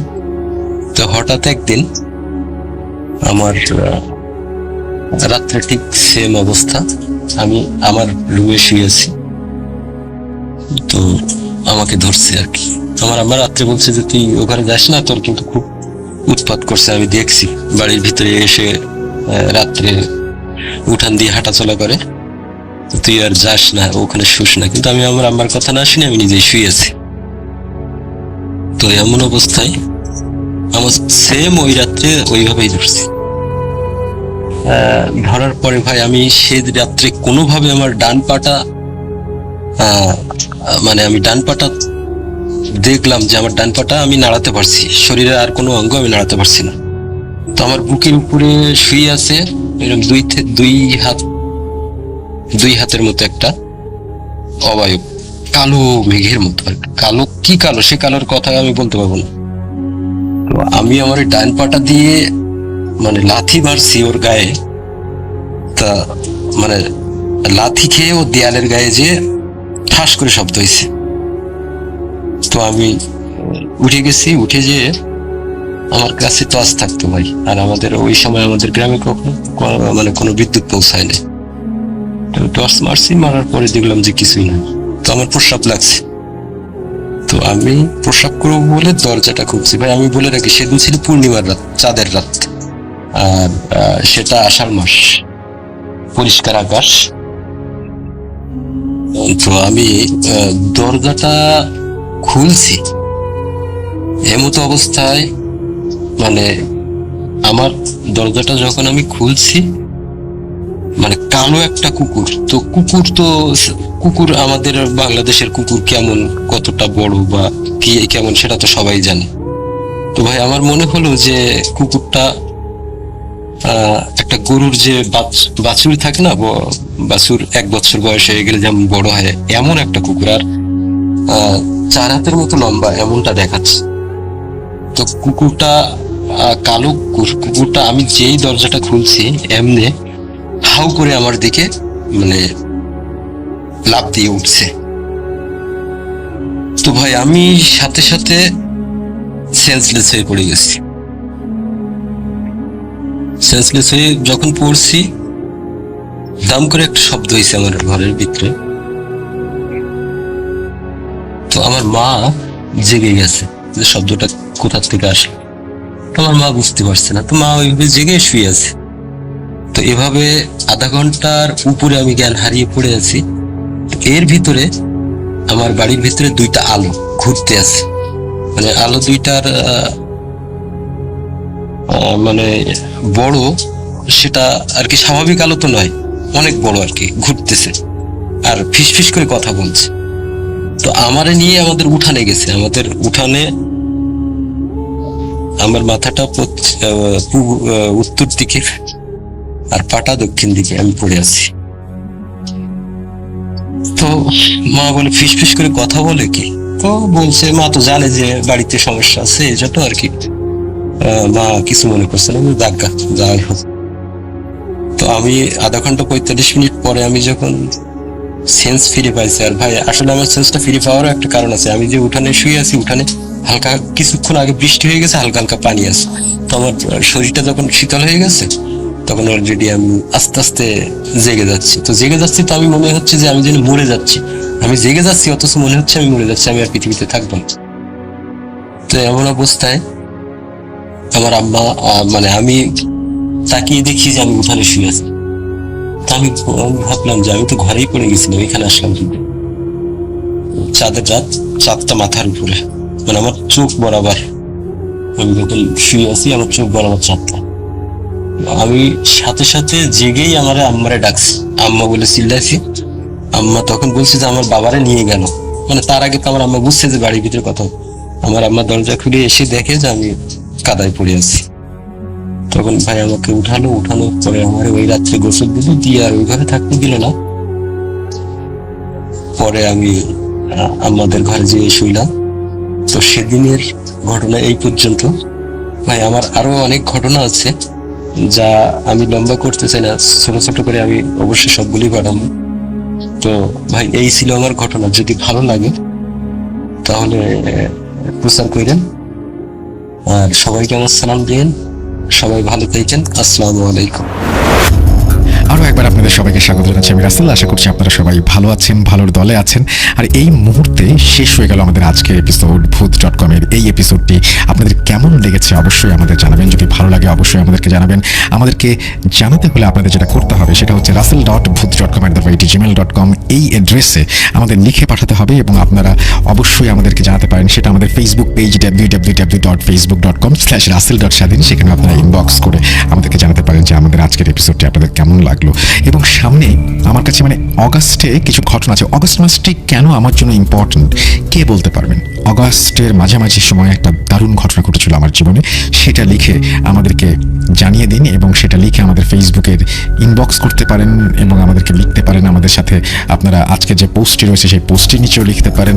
আমরা অপেক্ষা করব আপনাদের লেখার জন্য, আমরা অপেক্ষা করব আপনার জন্য। কথা না বাড়িয়ে আমরা আজকের মতো বিদায় নিচ্ছি। সবাই ঘুমাতে যান এবং সবাই ভালো থাকুন। আপনাদের সবার জন্য অনেক অনেক শুভকামনা। ভালো থাকবেন সবাই। আল্লাহ হাফেজ।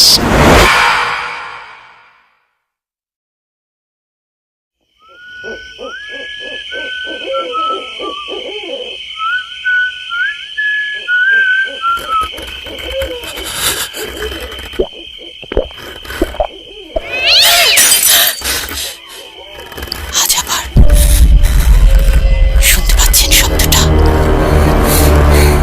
আমার আয়নার ভেতরে রোজ এভাবেই আসে। Bhuth.com with Russell. Welcome back. আপনাদের সবাইকে স্বাগত জানাচ্ছি। আমি রাসেল। আশা করছি আপনারা সবাই ভালো আছেন এবং ভালোর দলে আছেন। আমরা যখন শুরু করেছিলাম ভূত এফএম, তখন আমাদের ঘটনার ব্যাপার নিয়ে অনেক চিন্তা করতে হয়েছিল যে কোথা থেকে ঘটনা আসবে। একটা সময় মনে হয়েছিল যে বাংলাদেশে এত মানুষ, প্রত্যেকটি মানুষের যদি একটি করে ঘটনা থাকে তাহলেও সেখানে কোটি কোটি ঘটনা, এবং সেই কোটি কোটি ঘটনা দিয়ে কতগুলো এপিসোড চালানো যাবে তার কোনো হিসেব নেই। সেই জায়গা থেকে আমরা আমাদের যাত্রা শুরু করেছিলাম এবং আজকে আমরা দেখছি যে আমাদের এই অনেক বছরের পথ পরিক্রমায় ভূত এফএম, ভূত.com, এখানে অসংখ্য মানুষ এসছেন এবং তারা তাদের নিজেদের মেধার মাধ্যমে, তাদের বাচনভঙ্গি সব কিছুর মাধ্যমে আপনাদেরকে মুগ্ধ করেছেন এবং তারা আপনাদের মাধ্যমে পরিচিত হয়ে উঠেছেন আপনাদের কাছে। আর সেই সাথে সেরকমই একজন মানুষ আফরান ভাই, যিনি অনেকদিন ধরে আমাদের ঘটনা বলছেন, আমাদের সঙ্গে আছেন। তো আমরা যেটা করতে চাই সেটা হচ্ছে সরাসরি তার ঘটনায় চলে যেতে চাই। আশা করছি যে এই ঘটনাটি আপনাদের ভালো লাগবে। কথা না বাড়িয়ে সরাসরি চলে যাব ঘটনায়।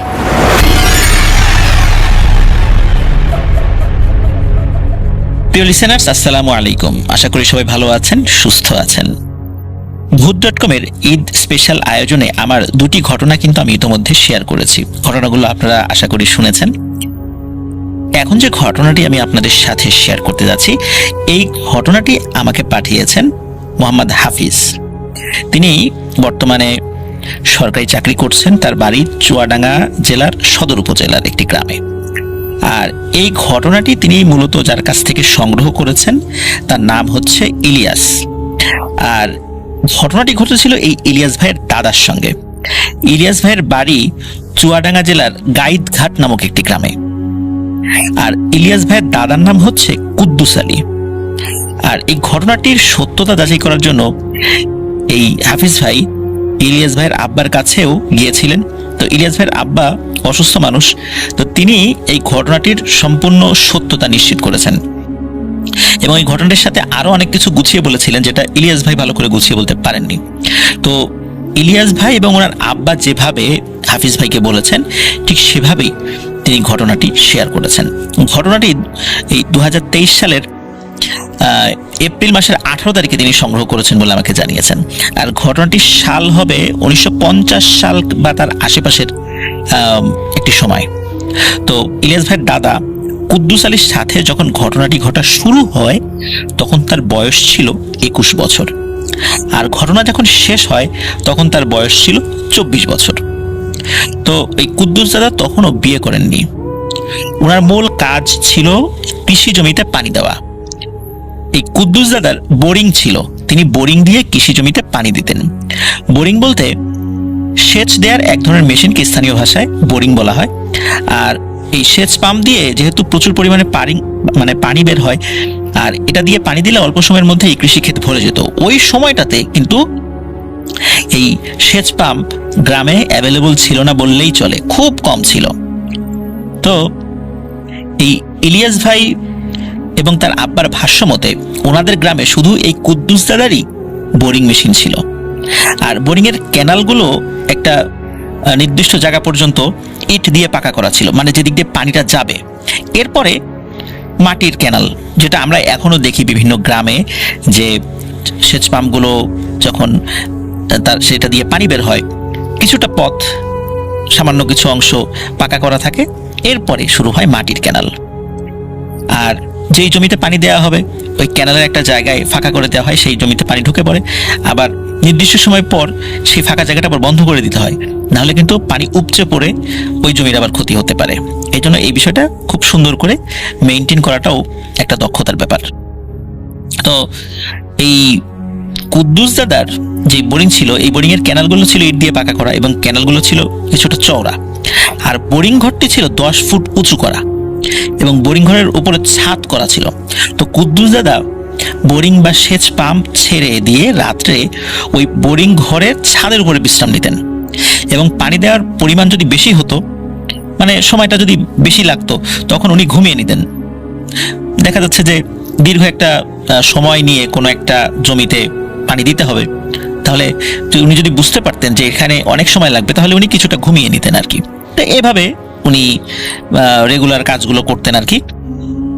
আর ছাদের উপর দাঁড়িয়ে উনি দেখতে পেতেন জমিতে ঠিক মতো পানি যাচ্ছে কিনা, কারণ সব জায়গায় তো আর পাকা ক্যানাল না, কিছু মাটির ক্যানাল ছিল, সেগুলো আবার ভেঙে যাচ্ছে কিনা এটাও কিন্তু ওই বোরিং এর ছাদের উপর থেকে তিনি খেয়াল করতেন, চাঁদের আলোতে বুঝতে পারতেন। আর ওই সময় ওনার হাতে টর্চ লাইটও থাকতো, ব্যাটারি চালিত টর্চ লাইট, সেই টর্চ লাইট দিয়ে উনি এগুলো দেখার চেষ্টা করতেন। তো কুদ্দুস দাদার বয়স যখন 14 বছর ছিল, তখন থেকেই মূলত এই বোরিং চালানো তিনি শুরু করেছিলেন এবং প্রায় 7 বছর ধরে তিনি এই কাজ করে আসছেন। কখনো কিন্তু অস্বাভাবিক কোনো ঘটনাই ওনার সঙ্গে ঘটেনি। এই যে রাতের বেলা তিনি থাকেন, সেখানে কোনো ধরনের প্যারানরমাল বিষয় ওনার সাথে কিন্তু ঘটেনি। আর এইবার আসি মূল ঘটনায়। কুদ্দুস দাদা একদিন বাড়ি থেকে এই সেচ পাম্প চালানোর উদ্দেশ্যে বাড়ি থেকে বের হয়েছেন। তো উনি বাড়ি থেকে হেঁটেই বোরিংয়ে যেতেন। ওনার বাড়ি থেকে ওনার ওই বোরিং ঘরের দূরত্ব সর্বোচ্চ মানে 30 মিনিটের পায়ে হাঁটা পথ। তো কুদ্দুস দাদার বাড়ি থেকে ওই বোরিং যেতে পথের মাঝখানে একটা বিশাল বট গাছ ছিল। কুদ্দুস দাদা একদিন রাতের খাবার খেয়ে ওই সেচ পাম্প চালানোর উদ্দেশ্যে বাড়ি থেকে প্রতিদিনের মতো বের হয়েছেন। তো কুদ্দুস দাদা যখন বট গাছ থেকে একটু দূরে, তখন উনি খেয়াল করলেন কেউ একজন বট গাছের কাছে দাঁড়িয়ে আছে। তো কুদ্দুস দাদা কোনো চিন্তা ভাবনা ছাড়াই পথ এগোতে থাকেন। কুদ্দুস দাদা যখন বট গাছের কাছে পৌঁছান, তখন দেখেন সুন্দর পোশাক পরিহিত বয়স্ক একজন মানুষ তার সামনে দাঁড়িয়ে, এবং হঠাৎ করে বয়স্ক লোকটা কুদ্দুস দাদাকে সালাম দিয়ে ওঠেন। সাধারণত যেটা হয় সেটা হলো যে মুরব্বীদেরকেই ছোট মানুষরা সালাম দিবেন, মানে বয়োজ্যেষ্ঠরা সালাম পাবেন, এটা আমাদের সমাজের একটা রীতি। কিন্তু হঠাৎ করে ওই মুরব্বী তাকে সালাম দিয়ে উঠেছেন। মূলত কুদ্দুস দাদাই সালাম দিতে যাবেন, তার আগেই ওই বয়স্ক লোকটি তাকে সালাম দেন। তো কুদ্দুস দাদা ওই বয়স্ক লোকের সালামের উত্তরও দেন। তো কুদ্দুস দাদা মনে মনে ভাবেন, এত সুন্দর একটা মানুষ, এত সুন্দর পোশাক পরিহিত, ওনাকে তো আগে কখনো দেখিনি। আর তখন তো এক গ্রাম থেকে আর একটা গ্রামের দূরত্ব ছিল অনেক, লোকজনের ঘর বাড়িও ছিল কম। তো উনি চিন্তা করেছেন যে উনি হয়তো অন্য কোনো গ্রামে যাচ্ছেন, বয়স্ক মানুষ হয়ে গেছে, মানে বয়স্ক, তারপর আবার রাত হয়ে গেছে, এই জন্য বট গাছের এখানে উনি বিশ্রাম নিচ্ছেন। কারণ গ্রামের মানুষ কিন্তু বট গাছের নিচে বিশ্রাম নিয়ে খুব স্বাচ্ছন্দ্য বোধ করেন, কারণ বট গাছের নিচে বিশ্রাম নিলে এক ধরনের খুব সুন্দর অনুভূতি জন্মায় শরীরের মধ্যে। তো কুদ্দুস দাদা মনে মনে এইগুলো ভাবছেন, কিন্তু উনি কোনো কথাবার্তা না বলেই জাস্ট খালি সালামের উত্তর নিয়েছেন, ওই বোরিং ঘরের উদ্দেশ্যে হাঁটা শুরু করেছেন। উনি অল্প একটু হাঁটার পর কুদ্দুস দাদা খেয়াল করলেন যে ওনার পেছনে কেউ একজন হেঁটে হেঁটে আসছে। তো উনি পেছন ফিরে তাকিয়ে দেখেন ওই বৃদ্ধ তার পিছু পিছু হেঁটে আসছে। তো কুদ্দুস দাদা তখনও কিন্তু ওই বট গাছ থেকে খুব বেশি মানে দূরত্ব যে চলে গেছেন তা কিন্তু নয়, সামান্য একটু দূরত্ব উনি অতিক্রম করেছেন। তখন কুদ্দুস দাদা বলে ওঠেন যে, চাচা আপনি আমার পেছনে পেছনে আসছেন, আপনার কি কোনো সমস্যা হয়েছে? আপনি কি আমাকে কিছু বলবেন? যদি বলতে চান বলতে পারেন, কোনো সমস্যা নেই, আমি আপনাকে হেল্প করার চেষ্টা করব। তখন ওই বৃদ্ধ বলেন যে, বাবা আমার খুব ক্ষুধা লেগেছে, আমাকে কি তুমি কি কিছু খেতে দিতে পারবে? তো শুধু এই কথাটি ওই বৃদ্ধ বলেছেন, আর কোনো কথা উনি বলেননি। তখন ওই কুদ্দুস দাদা ভাবছেন যে এই লোকটির পোশাক আশাক দেখে তো মনে হয় না তিনি গরিব, গায়ে এত সুন্দর পরিপাটি পোশাক, কিন্তু উনি যদি আবার ধনী হবেন তাহলে আমার কাছে কেন খাবার চাইবেন? তো কুদ্দুস দাদার ক্ষুধা লাগার কথা শুনে খুব মায়া হয় ওই বৃদ্ধ লোকটার উপর। তো উনি কি করে যে ওই বৃদ্ধ লোকটাকে বলে যে চাচা আপনি ওই বটগাছের কাছে বসেন, আমি এখনই বাড়িতে যাচ্ছি, দেখি আপনার জন্য কোনো কিছু ব্যবস্থা করতে পারি কিনা। তখন কুদ্দুস দাদা ওই বৃদ্ধকে ওই বটগাছের নিচে বসিয়ে রেখে উনি আবার হাঁটতে হাঁটতে বাড়িতে চলে আসেন। যেহেতু ওনার বাড়ি থেকে ওই বটগাছের দূরত্ব কিন্তু মোটামুটি প্রায় 25 মিনিটের পায়ে হাঁটা পথ, আর ওনার বোরিং ঘরের কাছাকাছি ওই বটগাছ, কিন্তু ওই বটগাছ থেকে আবার ওনার বাড়ির দূরত্ব পায়ে হাঁটা 25 মিনিটের পর। তার মানে হচ্ছে যেতে 25 মিনিট, আসতে 25 মিনিট, এই 50 মিনিট সময় লাগবে। আর যদি বাড়িতে কিছু সময় থাকে সেই সময়টাও লাগবে। তো উনি বাড়িতে চলে আসেন এবং ওনার মাকে ডাক দেন। ওনার মা তখনও ঘুমাননি। তো ছেলেকে আবার ফেরত আসতে দেখে কুদ্দুস দাদার মা জিজ্ঞেস করেন, কিরে বাবা কি হয়েছে? তখন কুদ্দুস দাদা বলেন যে এই ব্যাপার, একজন বৃদ্ধ লোক খুব ক্ষুধার্ত, সে খাবার চাইছে, আমি তাকে বটগাছের কাছে বসিয়ে আসছি, তোমাকে খাবার দাও। তখন কুদ্দুস দাদার মা জানায় যে হাড়িতে কিন্তু ভাত নাই, যা ছিল সব শেষ হয়ে গেছে। একথা শুনে কুদ্দুস দাদার মন খারাপ হয়ে যায় যে আহারে লোকটাকে বসিয়ে রাখলাম, এখন যদি কোনো খাবার না নিয়ে যাই উনি কি মনে করবেন আর নিজের কাছেও কেমন লাগে। তো তার মাকে বলেন যে যা আছে তাই দাও, বাড়িতে কি আছে? তখন কুদ্দুস দাদার মা বলে যে এখন আর কি দেবো, তাহলে কিছু মুড়ি নিয়ে যা, মুড়ি দেই, গুড় দেই, এই জিনিসগুলো নিয়ে যা। তাছাড়া তো এখন আর কি করবো, রান্না করে দিতে গেলেও তো অনেক সময় লাগবে, এতক্ষণ কি ওই লোকটা অপেক্ষা করবে? আর এতক্ষণ তো তাকে বসিয়ে রাখাটাও ঠিক হবে না। তো এও বলেন যে তুই সাথে করে নিয়ে আসলি না কেন তাকে, তাহলে তো বসিয়ে রেখে মুড়ি দিতাম, ততক্ষণে রান্না বাড়া করতাম। মানে কুদ্দুস দাদার মাও খুব আন্তরিক যে একটা অভুক্ত লোক রাতের বেলা তার কাছে খাবার চেয়েছে। তো উনিও চাচ্ছিলেন যে তাকে খাবার খাওয়াতে, কিন্তু ওই সময়ের আসলে সিচুয়েশনে সেটা ওইভাবে সম্ভব ছিল না, দেরি হয়ে যাবে আর কি। তো যাই হোক, মুড়ি তারপরে গুড় এগুলো কুদ্দুস দাদাকে তার মা দিয়ে দেন। কুদ্দুস দাদাও এগুলো একটা জিনিসে নিয়ে যেতে থাকেন ওই বটগাছটার দিকে। তো বটগাছের কাছে যখন কুদ্দুস দাদা এসেছেন তখন দেখেন ওই বৃদ্ধ ওখানে নাই। তো কুদ্দুস দাদা বটগাছের আশেপাশে সব জায়গায় তিনি খুঁজতে থাকেন, কিন্তু ওই বৃদ্ধকে তিনি কোথাও দেখতে পান না। এখন কুদ্দুস দাদা ভাবছেন ওই বৃদ্ধ লোকটা মনে হয় চলে গেছে, যেহেতু তার আসা যাওয়াতে একটু সময় লেগেছে, এই কারণে উনি হয়তোবা আর এখানে অপেক্ষা করেননি। তো উনি আরো মিনিট 10 ওই বটগাছের কাছে দাঁড়িয়ে থাকেন যে বৃদ্ধ চাচা আসেন কিনা দেখার জন্য, কিন্তু ওই বৃদ্ধ না আসায় উনি আবার সেচ পাম্পের উদ্দেশ্যে রওনা হন। তো সারা রাত উনি ওই সেচ পাম্পের ওই ছাদের উপরেই বিশ্রাম নিয়েছেন। কোন জমিতে পানি যাচ্ছে, কোন জমির পানি আটকাতে হবে, কোনটায় ছাড়তে হবে, এই বিষয়গুলো তিনি দেখভাল করেন। সকালবেলা উনি আবার ওই যে মুড়ি যেগুলো নিয়ে গেছে সেগুলো নিয়ে বাড়িতে চলে আসেন। তো এই যে ছোট্ট ঘটনাটি, এরপরে কিন্তু পার হয়ে যায় 3টি বছর। এর মধ্যে কিন্তু ওই কুদ্দুস দাদার সাথে ওই বৃদ্ধের আর কখনো দেখা হয়নি। 3 বছর পর মূলত কুদ্দুস দাদার সাথে মূল ঘটনাটি ঘটে। ঘটনাটি যেদিন ঘটে সেদিন আকাশে চাঁদের আলো ছিল অন্য দিনের চেয়ে একটু বেশি, অনেক দূর পর্যন্ত বেশ ভালোই দেখা যাচ্ছিল। তখন রাত 11টার মতো বাজে। উনি বড় একটা জমিতে পানি দেওয়ার জন্য ব্যবস্থা করেন আর কি। তো বোরিং এর ছাদের উপর বিশ্রাম নিতে থাকেন। জমির পরিমাণ 20 বিঘার উপরে ছিল। তো উনি ভেবে দেখেন যে এই জমিতে পানি সেচ পাম্প দিয়ে দিতে দিতে বেশ অনেকটা সময় লেগে যাবে এবং পরিপূর্ণ হতে প্রায় সকালও হয়ে যেতে পারে। তো কুদ্দুস দাদা চিন্তা করছেন যে তাহলে এক কাজ করি, ঘুমিয়েই থাকি। তো উনি ওই যে ওনার সেচ পাম্প যে ঘর, সেই ঘরের ছাদের উপরে ঘুমানোর চেষ্টা করছেন। তো কতক্ষণ ঘুমিয়েছেন এটা আসলে উনি ঠিক বলতে পারেন না। তো হঠাৎ একটা শব্দে ওনার ঘুম ভাঙে। ছোট বাচ্চারা পুকুরে পানি নিয়ে খেলা করলে যেমন শব্দ হয় ঠিক তেমন শব্দ। তো কুদ্দুস দাদা ঘুম থেকে উঠে বসে পড়েন। ওই দিন অবশ্য উনি হাতে টর্চ লাইট নিয়ে আসেননি, কারণ চাঁদের আলো ভালোই ছিল আর ওনার টর্চ লাইটের ব্যাটারিটাও ডাউন হয়ে গিয়েছিল, এই জন্য উনি আনেননি আর কি। তো উনি ওই শব্দ শুনে ঘুম থেকে উঠে বসে পড়েন, ওই ছাদের উপরেই বসে আছেন। তো উনি সাথে সাথে ক্যানেলের দিকে তাকান, ক্যানেলের যে দিক থেকে পানি যায় আর কি, ওদিকে তাকানোর পরে কুদ্দুস দাদা চমকে ওঠেন এবং বাকরুদ্ধ হয়ে পড়েন। উনি বিষয়টা ভালো করে বোঝার চেষ্টা করেন যে আসলে ঘটনাটি কি ঘটছে।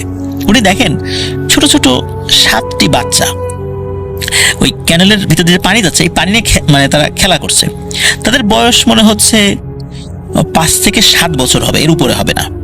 তাদের পরনে সাদা রঙের পোশাক ঝকমক করছে, একদম চকচক করছে, এবং তাদের কারো মুখ তিনি দেখতে পাচ্ছেন না। তবে প্রতিটি বাচ্চার পোশাক একই রকম, পা থেকে মাথা পর্যন্ত পোশাকেই ঢাকা। তবে তারা যে সবাই মেয়ে বাচ্চা এটা পোশাক দেখে বোঝা যাচ্ছে। তো কুদ্দুস দাদা খেয়াল করেন যে তাদের মধ্যে কথোপকথন হচ্ছে, একজন আরেকজনের সাথে কথা বলছে, কিন্তু তারা যে কি ভাষায় কথা বলছে এটা কুদ্দুস দাদা কিছুতেই বুঝতে পারছেন না। তবে মনে হচ্ছে তারা আরবিতে কথা বলছে, কারণ আরবি টুকটাক তো তিনি জানতেন, তিনি কোরআন শরীফ পড়া শিখেছিলেন, এই জন্য টুকটাক আরবি ওই শব্দগুলোর সাথে পরিচিত ছিলেন। এই জন্য মনে হচ্ছিল আরবিতে কথা বলছে, কিন্তু শিওর ছিলেন না। তো একজন আরেকজনকে সেই পানি ছুঁড়ে মারছে, এই আরেকজনকে ছুঁড়ে মারছে, আরেকজনকে ছুঁড়ে মারছে। তো উনি বুঝতে পারেন এগুলো কোনো সাধারণ বাচ্চা না,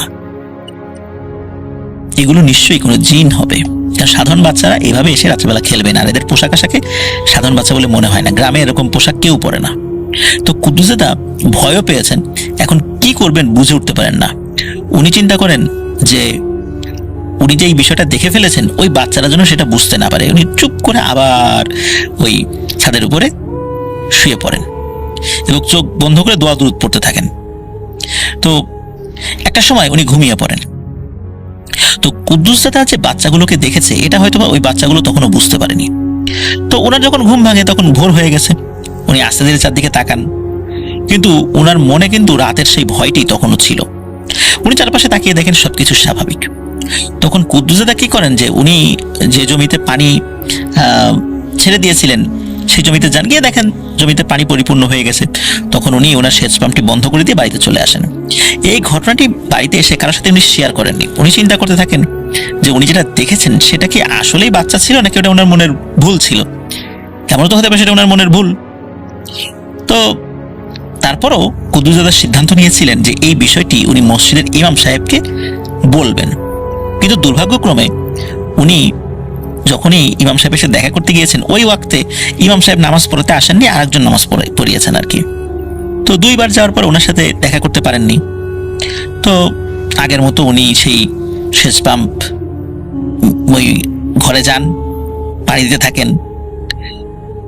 উনি ওই রাত্রে কিছুটা ভয় পেলেও সবকিছু স্বাভাবিকই ছিল। কিন্তু উনি কিন্তু এই ঘটনা কারোর সাথে শেয়ার করেননি। 3 দিন পর ওনার খুব কাছের একজন বন্ধু আসে ওনার সাথে দেখা করতে। তখন ওই বন্ধুর সাথে আড্ডা দিতে দিতে কুদ্দুস দাদা 3 দিন আগে রাত্রে যে ঘটনাটি ঘটেছিল সেই ঘটনাটি সম্পূর্ণ তাকে খুলে বলেন। এবং কুদ্দুস দাদা তার বন্ধুকে জানায় যে সেই বিষয়টা ইমাম সাহেবকে জানানোর জন্য 2 বার গিয়েছেন, কিন্তু তার দেখা পাননি তিনি। তখন কুদ্দুস দাদার ওই বন্ধু বলে যে শোন, এই বিষয়টি তুই কাউকে বলিস না, হয়তোবা খারাপ হয়ে যেতে পারে। তো ওনার বন্ধু বলে যে তার শ্বশুর বাড়ির সাথে একজন বড় কবিরাজ আছে, সে সম্পর্কে নাকি তার দাদা শ্বশুর হয়। তো তার বন্ধু নাকি 2 দিন পর শ্বশুরবাড়িতে যাবেন, বিষয়টি ওই কবিরাজকে তিনি জানাবেন এবং উনি কি বলে এসে জানাবে, মানে কুদ্দুস দাদাকে জানাবে। তো তার বন্ধু এটাও বলে দেয় যে আমি জানানোর আগে তুই ঘটনা কিন্তু কাউকে বলিস না। তো কুদ্দুস দাদা বিষয়টা খুব স্বাভাবিকভাবেই নিয়েছেন। তো কুদ্দুস দাদার যে বন্ধু তার শ্বশুরবাড়ি ছিল ওই গাইতঘাট গ্রামের পাশের গ্রামে। তো ওই কুদ্দুস দাদার যে বন্ধু তার যে কবিরাজ দাদা শ্বশুর আছে তিনি ছিলেন ওই এলাকার নাম করা একজন কবিরাজ, এবং সকলে জানতো যে তিনি ব্ল্যাক ম্যাজিক করতেন। আর কুদ্দুস দাদা নিজেও সেই কবিরাজকে চিনতেন। তো দাদার ওই বন্ধু 2 দিন পর শ্বশুরবাড়িতে যান। শ্বশুরবাড়ির পাশে ছিল কবিরাজের বাড়ি। কুদ্দুস দাদার বন্ধু কবিরাজকে সব ঘটনা খুলে বলেন। কুদ্দুস দাদার বন্ধু যে খারাপ কোনো উদ্দেশ্যে কবিরাজকে এই ঘটনা বলেছে বিষয় কিন্তু এরকম নয়। কুদ্দুস দাদার বন্ধু জানতেন যে এই কবিরাজ অনেক কালো জাদু জানে, কিন্তু তিনি ভেবেছেন এটা তো সাধারণ কোনো ঘটনা, কবিরাজ হয়তো বা তাকে একটা পরামর্শ দেবে বা বলবে এই জিনিসটা এই টাইপের, তুমি এই কাজগুলো করো তাহলে আর ভয় পাবা না, এই জিনিস কাছে আসবে না। জাস্ট এই উদ্দেশ্যে কুদ্দুস দাদার বন্ধু কবিরাজকে এই ঘটনাটি খুলে বলেছিলেন। ওই কবিরাজ যখন কুদ্দুস দাদার বন্ধুর মুখে সব ঘটনা শোনে তখন কবিরাজের মুখে একটা খুশির ছাপ চলে আসে। সে ঘটনা শোনার সাথে সাথে নাকি বলে আমি আজকেই কুদ্দুস মিয়ার সাথে দেখা করব, কারণ কুদ্দুস মিয়ার সামনে বিশাল এক বিপদ আছে, ওর প্রাণ নাশ হতে পারে। তো বিপদের কথা শুনে কুদ্দুস মিয়ার বন্ধু আরেকটু ঘাবড়ে যায়। তখন ওই কবিরাজ বলে তুমি এখনই চলে যাও, কুদ্দুস মিয়াকে খবর দাও, আমি আজ রাতে তার সাথে ওই সেচ পাম্পের ওই ঘরের ওখানে দেখা করব। কিন্তু আমি যে তোমাকে বললাম তার সামনে মানে কুদ্দুস মিয়ার সামনে বিপদ, এই কথাটি কিন্তু তুমি তোমার বন্ধু মানে কুদ্দুস মিয়াকে বলবে না, তাহলে সে ভয় পেতে পারে। কুদ্দুস মিয়ার ওই বন্ধু কবিরাজের বাড়ি থেকে চলে যান এবং তার শ্বশুর বাড়িতে দেখা করে আবার নিজ গ্রামে ফেরত আসেন। উনি নিজ গ্রামে এসে কুদ্দুস মিয়াকে খুঁজতে থাকেন। একসময় পেয়েও যান। তখন কুদ্দুস মিয়াকে তার বন্ধু বলে যে আজ রাতে কবিরাজ তোমার সাথে দেখা করবে, তুমি তো রাতে ওই শেষ পাম্পের ওই ঘরে থাকো, তো উনি বলেছেন উনি রাতে গিয়েই তোমার সাথে দেখা করবে। তো কুদ্দুস দাদা যখন তার বন্ধুর কাছে এই কথা শুনেছেন তখন কিছুটা আশ্চর্যান্বিত হয়েছেন যে কবিরাজ রাতের বেলা আমার সাথে দেখা করবে, এত বড় নাম করা একজন কবিরাজ, তাও আবার নিজে এসে রাতের বেলা ওই আমার শেষ পাম্পের ঘরে মানে ওই বোরিং ঘরের ওখানে এসে দেখা করবে, এটা কেমন ব্যাপার? এই চিন্তা করে এই কুদ্দুস দাদা মনে একটু খটকা লাগে। আর ওই কবিরাজ যে কালো জাদু করতো এটাও তো কুদ্দুস দাদা জানতেন, তো উনি না হিসাব মিলাতে পারেন না। তো উনি রাতে কেন ওই শেষ পাম্পে তার সাথে দেখা করতে হবে? যাই হোক, কুদ্দুস দাদা সেদিন রাতে ওই কবিরাজের জন্য অপেক্ষা করতে থাকেন, একদম স্বাভাবিক চিন্তায় আর কি। রাত শেষে সকাল হয়ে যায়, কিন্তু কবিরাজ আর আসে না। এভাবে 1.5 মাস অতিবাহিত হয়ে যায়, এর মধ্যে কবিরাজ আর আসেনি। আর কুদ্দুস দাদা প্রথম 2 দিন আসা যাওয়া মানে আশা করতো যে কবিরাজ হয়তো আসবে, কিন্তু পরে এই কবিরাজের চিন্তা মাথা থেকে একদম ছেড়ে ফেলেন, কারণ সে তো 2 রাত যখন তার জন্য অপেক্ষা করেছে আর আসে নাই, পরে আর এইসব বিষয় নিয়ে উনি ভাবেন নাই। এভাবে কেটে যায় প্রায় 1.5 মাস। এর মধ্যে এক অমাবস্যার রাত কুদ্দুস দাদা প্রতিদিনের মতো ওই রাতে বাড়িতে খাবার খেয়ে ওই শেষ পাম্পের উদ্দেশ্যে বাড়ি থেকে বের হন। কোনো সমস্যা ছাড়াই ওই বটগাছ পার হয়ে অন্য দিনের মতো স্বাভাবিকভাবেই তিনি ওনার গন্তব্যস্থলে পৌঁছে যান। উনি যেই জমিগুলোতে পানি দিবেন সেই জমির ক্যানাল কেটে দিয়ে ওনার পাম্প চালু করে দেন। উনি মাটির ক্যানালগুলো ঠিকঠাকভাবে বেঁধে দেন। আগেই বলেছি যে ওনার বোরিং থেকে অনেক দূর পর্যন্ত কিন্তু ওই মানে অনেক দূর বলতে বেশ খানিকটা পথ ওই ক্যানাল কিন্তু ইটের তৈরি, পাকা ছিল, পরেরটা মাটির আর কি। তো উনি সব ঠিকঠাক করে দিয়ে এসে ওই বোরিংয়ের ছাদের উপর উঠে অন্য দিনের মতো শুয়ে পড়েন এবং ঘুমিয়েও পড়েন। হঠাৎ মাঝরাতে কুদ্দুস দাদার ঘুম ভাঙে এক শব্দে, যেটা নিচে একজন মানে বেশ কয়েকজন ঝগড়া করছে। তো উনি ঘুম থেকে উঠেই ওই ছাদের উপর দাঁড়িয়ে যান এবং উনি দেখতে পান, স্পষ্টভাবেই দেখছিলেন কারণ খুব কাছাকাছি ছিলেন আর কি, যদিও অমাবস্যা ছিল কিন্তু উনি বুঝতে পারছিলেন ওই জায়গাটা কেমন যেন ঝকমক ঝকমক করছে, এই কারণে উনি দেখতে পেয়েছিলেন। উনি দেখতে পান যে সেই কবিরাজ দাঁড়িয়ে আছে এবং তার খুব কাছাকাছি মোটামুটি 5-7 ফুট দূরে সেই 7টি ছোট ছোট বাচ্চা দাঁড়িয়ে আছে এবং সবাই মিলে ওই কবিরাজকে কিছু বলছে। কুদ্দুস দাদা এই দৃশ্য দেখে খুবই ভয় পান এবং উনি ওনার ওই বোরিং ঘরের ছাদের উপর থেকে 10 ফুট উঁচু ছিল প্রায়, ওখান থেকে নিচে লাফিয়ে পড়েন। আর লাফিয়ে পড়ার সাথে সাথে একটা শব্দ হয়। এতক্ষণ কিন্তু ওই কবিরাজ বা ওই বাচ্চারা কেউ দেখেনি যে কুদ্দুস দাদা তাদের দেখতে পেরেছে, কিন্তু কুদ্দুস দাদা যখন ওই লাফ দিয়ে পড়েছে একটা শব্দ হয়েছে, আর তখনই ওই কবিরাজ এবং ওই বাচ্চারা কুদ্দুস দাদার দিকে তাকিয়েছেন। কুদ্দুস দাদার ইচ্ছা ছিল উনি লাফ দিয়ে বাড়ির দিকে দৌড় দেবেন, কিন্তু 10 ফুট উপর থেকে লাফ দিয়ে পড়ে পায়ে কিছুটা আঘাতও পেয়েছিলেন এবং ওখানে দাঁড়িয়ে পড়েন। ওদিকে কবিরাজ বলে ওঠে, এই কুদ্দুস, যেখানে আসিস ওইখানেই দাঁড়ায় থাক, এক চুলো নড়বি না। কুদ্দুস দাদা হঠাৎ করে এই ধরনের কথাবার্তা শুনে মানে কথা নাই বার্তা নাই তুই তুকারি করে কথা বলে উঠছে, উনি বেশ অবাক হন এবং উনি মানে ওই কবিরাজের কথা মেনে নিতে বাধ্য হন। কারণ হলো ওনার মনে হচ্ছিল তিনি ওই জায়গা থেকে এক চুলো নড়তে পারছেন না। আর কবিরাজ কি করেছে, ওই যেই বাচ্চাগুলো, ওই বাচ্চাগুলোকে একটা বৃত্তের মধ্যে বন্দি করে রেখেছে। আর ওই কবিরাজ নিজেও একটা বৃত্তের মধ্যে দাঁড়িয়ে আছে। 2 বৃত্ত থেকে দূরত্ব 7-8 ফুট হবে এরকম আর কি আনুমানিক। তো এই যে বৃত্তগুলো তৈরি করেছে, এই বৃত্তগুলো তৈরি করেছে চুল দিয়ে এবং একটার সাথে আর একটা চুল বেঁধে এই বৃত্ত তৈরি করা হয়েছে। এই চুলগুলো যে মহিলাদের চুল এটা স্পষ্টভাবে বোঝা যাচ্ছে।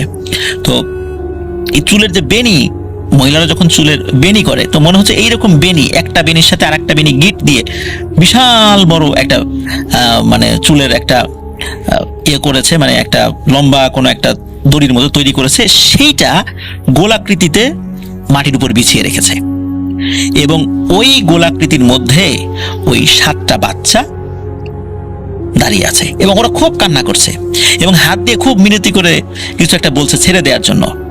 আর কবিরাজ তাদের সাথে কথা বলছে, কবিরাজ তার ভাষায় কথা বলছে, কিন্তু ওরা যে কি বলছে এইটা আবার এই কুদ্দুসজাদা বুঝতে পারছে না। তবে কুদ্দুসজাদা বারবার একটা কথা বলছে, তোদের সবার মাথার একটা করে চুল দে, তোদের ছেড়ে দিব। কিন্তু এই বাচ্চাগুলো খুব কান্নাকাটি করতেছে আর ইশারা করে বলতে থাকে যে তাদেরকে যেন সে ছেড়ে দেয়। এভাবে ঘন্টাখানেক কবিরাজ ওই বাচ্চাদের সাথে কথা বলতে থাকে। ওই বাচ্চারা কান্নাকাটি করছে, কেউ কেউ দৌড়ে বাইরে যাওয়ার চেষ্টা করছে, কিন্তু ওই চুলের যেই ওই পরিধিটা, মানে ওই বাউন্ডারির ওখানে যখনই আসে তখন মনে হচ্ছে যে পালাবার চেষ্টা করছে, ওখানে এসে একটা কারেন্টের শক খাওয়ার মতো একটা শক খাচ্ছে এবং ছিটকে এসে আবার ওই বৃত্তের মধ্যে পড়ছে। তো কুদ্দুসজাদা খুব ভালো করেই বুঝতে পারে যে এই কবিরাজের উদ্দেশ্য ভালো না, সে এই বাচ্চাগুলোকে ক্ষতি করছে। তো কুদ্দুসজাদার খুব মনে মায়া হয় ওই বাচ্চাদের জন্য, যে এইভাবে বাচ্চাগুলোকে কষ্ট দিচ্ছে কেন। যখন ওরা ওই চুল পার হতে গিয়ে কারেন্টের শক খাওয়ার মতো শক খেয়ে আবার মাঝে এসে পড়ছে, তখন ওরা ছটফট করছে, শরীরে কাঁপুনি দিচ্ছে, এটাও কুদ্দুসজাদা খুব ভালোভাবেই দেখতে পাচ্ছিলেন এবং দেখে ওনার খুব মায়া লাগছিল। তো একটা পর্যায়ে কি হয় যে কুদ্দুসজাদা এই জিনিসগুলো দেখছেন, উনি কিন্তু ওই যে দোয়া দুরুদ পড়ার কথা এগুলো ওনার মাথায় আসছিল না, মানে ঘটনার আকস্মিকতায় উনি এগুলো ভুলে গিয়েছেন। কিন্তু একটা সময় মনে হয় যে এই বাচ্চাদেরকে ওনার সাহায্য করা প্রয়োজন, উনি দোয়া পড়তে থাকেন। একটা পর্যায়ে মনে হলো উনি ওনার শরীরকে নাড়াতে পারছেন, এবং যখন নাড়াতে পারছিলেন উনি এক দৌড়ে ওই কবিরাজের কাছে চলে যান এবং কবিরাজের থেকে কাছাকাছি এই যে চুল দিয়ে তৈরি করা যে এক ধরনের বৃত্ত তৈরি করে রাখা হয়েছিল, এই চুল দিয়ে তৈরি করা বৃত্তটা উনি হাত দিয়ে এক টানে খুলে ফেলেন এবং খুলে ফেলে একটা জায়গা মানে ফাঁকা করে দেন। আর তখনই কি হয়, ওই যে ছোট যে বাচ্চাগুলো 7টা বাচ্চা মুহূর্তের মধ্যে মানে চোখের পলকে ওরা উড়ে আকাশে মিলিয়ে গেল। যখনই এই ঘটনা ঘটে তখন ওই কবিরাজ প্রচন্ড ক্ষিপ্ত হয় কুদ্দুসজাদার উপরে, বলে এই কুদ্দুসজাদা তুই কি করলি, আমার সারা জীবনের যে সাধনা ছিল সেটা তুই নষ্ট করে দিলি। তুই জানিস এরা কারা ছিল? এরা ছিল জিনের সন্তান। এদেরকে আমি অনেক কষ্টে আটকে ফেলেছিলাম, কারণ একজন কবিরাজ সারা জীবনে হয়তো বা 1-2 বার এই সুযোগ পায় বা কখনোই পায় না। আমি এই সুযোগটা পাইছিলাম যে এই বাচ্চাদেরকে আটকাবো, কারণ ওরা ছিল মেয়ে বাচ্চা, ওদের মাথার চুল ছিল বড় বড়। ওদের ইচ্ছায় যদি ওদের মাথার থেকে একটা চুল নিতাম তাহলে ওদেরকে আমি সারা জীবনের জন্য বশীভূত করে রাখতে পারতাম, যা ইচ্ছা তাই ওদেরকে দিয়ে করাতে পারতাম, অনেক অসাধ্যকে সাধন করাইতে পারতাম। আমি চাইলে ওদের মাথার থেকে চুল ছিঁড়ে নিতে পারতাম, কিন্তু আমি যদি চুল ছিঁড়ে নিতাম তাহলে ওই চুল দিয়ে কোনো কাজই হতো না। চুল ওদের ইচ্ছায় নিতে হবে। আর অনেক সময় তো অতিবাহিত হয়েই গেল, আর কিছু সময় পরে ফজরের আজান দিত, আর ফজরের আজান দেওয়ার পর যখন আস্তে আস্তে সকাল হওয়া শুরু হতো ওরা আমাকে চুল দিতে বাধ্য হতো, কারণ সকাল হলে ওরা এই মানুষের আকৃতিতে ওরা এখন যেরকম আছে সেইভাবেই থাকতো, আর মানুষজন ওদেরকে দেখে ফেলতো। আর ভোরের আলো যখন ওদের গায়ে পড়তো ওরা সকলেই পুড়ে মারা যেত। এই জন্য আমি সময় অতিক্রান্ত করছিলাম যে ওরা কতক্ষণ এরকম করবে, কতক্ষণ দেবে না, দিতে তাকে হবেই। আর তুই এই সময় এসে এই কাজটি ঘটাইলি, কাজটা ঠিক করলি না। এই বলে কি করে ওই কবিরাজ তার হাতে এক ধরনের একটা মালা ছিল, ওই মালার মধ্যে একটা কাচের মতো ঝকমক করছিল, এরকম একটা পাথরের মতো ছিল। এটা কি করে ওই কুদ্দুসজাদার কপালের উপরে ধরে, আর যখনই ধরেছে তখন কুদ্দুসজাদার কিছু বলতে পারেন না যে ওনার কি হয়েছে। ওনার যখন জ্ঞান ফেরে তখন উনি দেখেন যে উনি ওনার বাড়িতে বিছানার উপর শুয়ে আছেন, কিন্তু দুঃখজনক ব্যাপার হলো উনি কোনো কথা বলতে পারছেন না, কোনো শব্দও করতে পারছেন না। উনি ওনার হাত পা কিচ্ছু নড়াতে পারছেন না, শুধু মুখটা একটু নড়াতে পারছেন, হা করতে পারছেন, উনি কোনো কথা বলতে পারছেন না। অনেকেই তাকে দেখতে এসেছে এই কি হয়েছে, কিন্তু উনি কোনো কথা বলতে পারেন না, পুরো শরীর প্যারালাইজড হয়ে আছে। উনি মূলত সেখানে অজ্ঞান হয়ে পড়েছিলেন। পরবর্তীতে তার আসতে দেরি দেখে বাড়ির লোকজন সেদিকে যায় এবং তাকে ওই অবস্থায় পায় যে অজ্ঞান হয়ে পড়ে আছে, তখন তাকে ওইখান থেকে বাড়িতে নিয়ে আসা হয়। আর যখন জ্ঞান ফেরে তখন থেকে এই অবস্থা। উনি তো কথা বলতে পারেন না, বিভিন্ন হুজুরদেরকে ডেকে নিয়ে আসা হয়, ঝাড়ফুঁক করান, কোনো লাভ হয় না, কোনো উন্নতি হয় না। এমনকি এই যে যেই কবিরাজ এই কাজটি করেছিল, তার ক্ষতি করেছিল, সেই কবিরাজকেও ডেকে আনা হয়। তো ওই কবিরাজ যখন আসে তখন সে বলে যে মানে কুদ্দুস দাদা মাকে বলে যে তোমার ছেলে আর ভালো হবে না, তোমার ছেলে গেছে, ও এইভাবেই থাকবে, এইভাবেই ওর মৃত্যু হবে, ও আর কখনো কথা বলতে পারবে না। তো এই কথা যখন কোনো মা শোনে তার সন্তান সম্পর্কে, সেই মায়ের মনের অবস্থাটা কেমন হয়? প্রিয় লিসেনার্স, নিশ্চয়ই আপনারা বুঝতে পারছেন। তো আসলে ওনার সাথে কি ঘটেছিল এই বিষয়টা কিন্তু কেউ জানতো না। এমনকি ওই যে তার যে বন্ধু যার কাছে ওই বিষয়টি বলেছিল, সেই বন্ধু একদম বিষয়টা স্বাভাবিক হিসেবে নিয়েছিলেন যে এইটা হতেই পারে। কারণ হলো ওই যে কুদ্দুস যখন ওই 10 ফুট উপর থেকে লাফ দিয়েছিলেন, ওনার পায়ের মানে নিচে একটা শক্ত কিছু পড়েছিল। তো যখন তাকে উদ্ধার করা হয় তখন পায়ের নিচে ফোলা অবস্থায় দেখতে পেয়েছিলেন। তারা মনে করেছে যে মনে হয় পড়ে গিয়ে আঘাত পেয়েছে, মাথায় আঘাত লেগেছে, এই কারণে শরীর প্যারালাইজ হয়ে গেছে। তো কুদ্দুস তাকে কিন্তু বিভিন্নভাবে বিভিন্ন জায়গায় চিকিৎসা করা হয়, কিন্তু কোনো উন্নতি হয় না। 1 মাস, 2 মাস, 3 মাস, এভাবে প্রায় 9 মাস অতিবাহিত হয়ে যায়। কুদ্দুস দাদার আর কোনো অবস্থার উন্নতি হয় না। 9 মাস পর একজন বৃদ্ধ লোক কুদ্দুস দাদার বাড়িতে আসে এবং বাড়িতে এসে কুদ্দুস দাদার মায়ের কাছে 1 গ্লাস পানি খেতে চায়। কুদ্দুস দাদার মা পানি নিয়ে যখন ওই বৃদ্ধকে দেন, বৃদ্ধ পানি খান এবং বলেন যে তোমার সন্তান তো অসুস্থ, তাই না? তোমার সন্তানের সাথে আমি একটু কথা বলবো। কুদ্দুস দাদার মা অবাক হন কিছুটা, যে এই বৃদ্ধ, তাকে তো চিনি না, কখনো দেখেছি বলে মনে পড়ে না, সে কিভাবে জানলো যে আমার ছেলে অসুস্থ? আর আমার ছেলে অসুস্থ সে তো গ্রামের অনেকেই জানে, হয়তো বা কেউ বলেছে এই জন্য তিনি এসেছেন। বিষয়টা তিনি একদম স্বাভাবিকভাবেই নিয়েছেন বলা চলে। তখন ওই বৃদ্ধ কুদ্দুস দাদার কাছে যান। যাওয়ার পরে কুদ্দুস দাদার মা কিন্তু পাশে দাঁড়িয়েছিলেন। তখন ওই বৃদ্ধ কুদ্দুস দাদার মাকে বলেন যে তুমি একটু অন্য ঘরে যাও, তোমার ছেলের সাথে আমি একটু একা কথা বলবো। তখন তিনি চলে যান। তখন ওই বৃদ্ধ ওই কুদ্দুস দাদাকে বলেন, কুদ্দুস দাদা কিন্তু চোখ খুলে আসেন, তিনি দেখছিলেন তাকে। কুদ্দুস দাদা এটাও বুঝেছিলেন এটা হচ্ছে সেই বৃদ্ধ যাকে ওই যে বট গাছের মানে একবার গোড়ায় তাকে দেখেছিলেন, তার কাছে খাবার চেয়েছিল, ইনি হচ্ছেন সেই বৃদ্ধ। তখন ওই বৃদ্ধ কুদ্দুস দাদাকে বলেন যে বাবা, আমাকে দেখে অবাক হচ্ছ? বুঝতে পেরেছি তুমি আমাকে চিনতে পেরেছো। হ্যাঁ, তুমি ঠিকই ধরেছো, আমি আসলে কোনো মানুষ নই, আমি একজন জিন। আমি মূলত তোমার কাছে একটা বিশেষ উদ্দেশ্যে ওই রাত্রে খাবার চেয়েছিলাম, সেটা হলো তুমি কেমন মানুষ সেটা বোঝার জন্য। কারণ হলো তুমি যেখানে সেচ পাম্প বসিয়েছ ওই জায়গার আশেপাশেই আমি থাকি, কিন্তু কখনো কোনো মানুষের সাথে আমি দেখা দেই না। তো আমার 7টা নাতনি আছে, ওরা আরব দেশে থাকে। তো মাঝে মাঝে আমার এখানে বেড়াতে আসে, কিন্তু ওরা তো মরুভূমি এলাকায় থাকে, ওরা এরকম পানি দেখে না।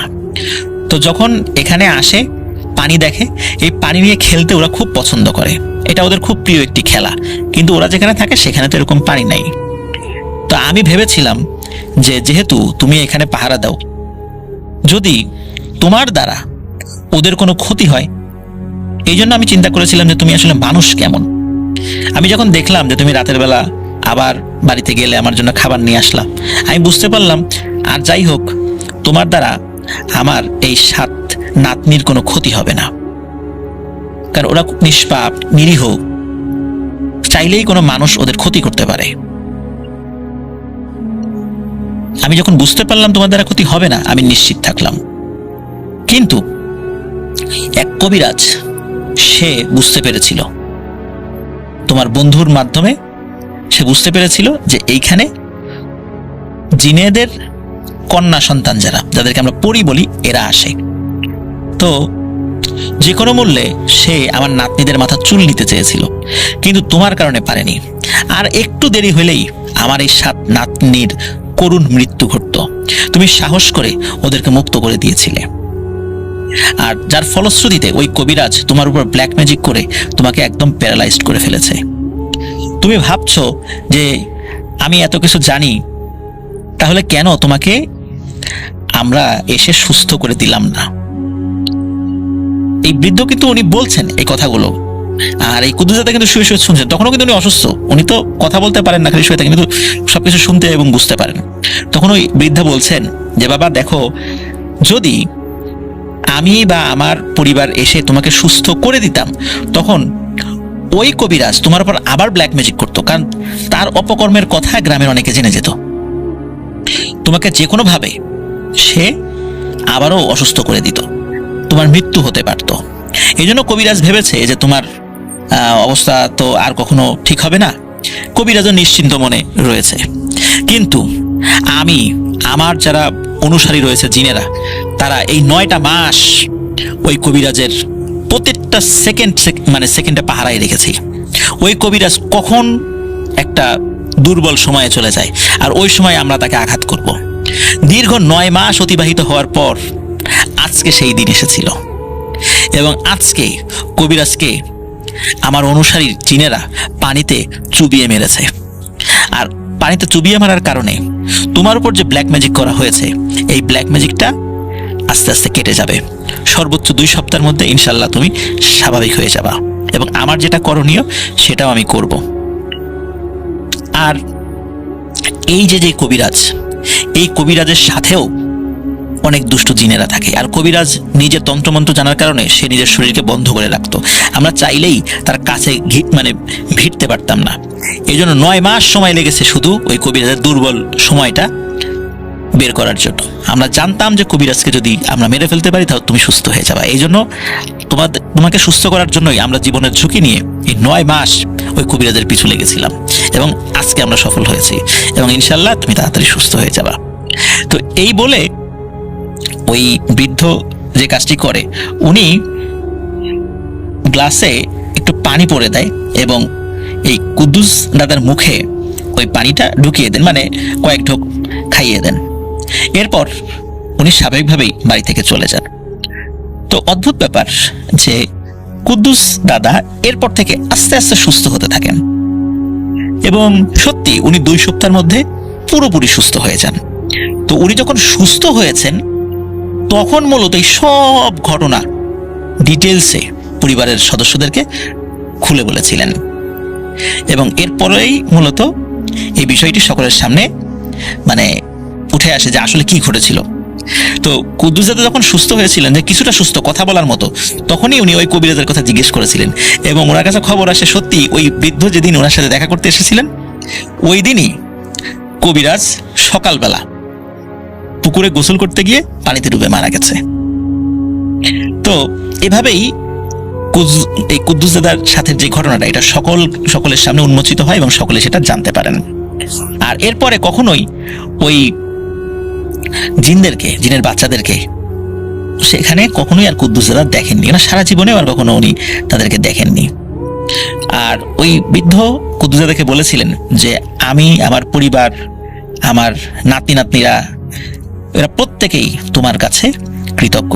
তুমি যে সাহসটা করেছিলে এবং আমাদের জন্য তুমি যে এত কষ্ট স্বীকার করেছো, এটা আসলে ভুলবার নয়।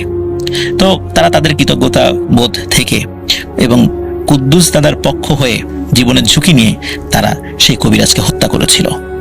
প্রিয় লিসেনার্স, আমরা বিভিন্ন সময় শুনি যে জিনেরা বিভিন্ন মানুষদেরকে হত্যা করেছে। শুনে আমাদের কাছে খুব খারাপ লাগে যে এরকম একটা মানুষকে হত্যা করলো। কিন্তু প্রিয় লিসেনার্স, আজকের এই ঘটনা শোনার পর আপনাদের কাছে কি মনে হচ্ছে? জিনেরা কি আসলে ঠিক কাজটি করেছিল? ওই কবিরাজকে হত্যা করে কি আসলে ওরা খুব বড় অন্যায় কাজ করে ফেলেছে, নাকি ওরা আসলেই যৌক্তিক যে কাজটি করার দরকার ছিল সেই কাজটি করেছে? কারণ এটা ছাড়া ওদেরও আর কোনো উপায় ছিল না, কুদ্দুস দাদাকে বাঁচানোর আর কোনো উপায় ছিল না। প্রিয় লিসেনার্স, এটি ছিল ঘটনা। জানি না এই ঘটনাটি আপনাদের কেমন লেগেছে, জানি না এটা আপনাদের ভয় লেগেছে কিনা, আমি ঠিক বলতে পারবো না। তবে আমি সবসময় চেষ্টা করি যে মানুষের লোকমুখে যে ঘটনাগুলো বিভিন্ন এলাকায় ছড়িয়ে ছিটিয়ে আছে, আপনাদের মাধ্যম দিয়ে সেই ঘটনাগুলো সংগ্রহ করে আপনাদের সামনে উপস্থাপন করার জন্য। তো কোনোটা হয়তো বা ভয়ের হয়, কোনোটা রহস্যাবৃত হয়, সব ঘটনা তো আসলে একরকম হয় না। তবে আমি আশা করব এই ঘটনাটি আপনাদের সকলের কাছে ভালো লেগেছে। অসংখ্য ধন্যবাদ জানাচ্ছি রাসেল ভাইকে আমার এই ঘটনাটি সিলেক্ট করার জন্য এবং প্রচার করার জন্য। প্রিয় লিসেনার্স, আজকের মতো আমি বিদায় নিচ্ছি। সবাই ভালো থাকবেন, সুস্থ থাকবেন। আসসালামু আলাইকুম।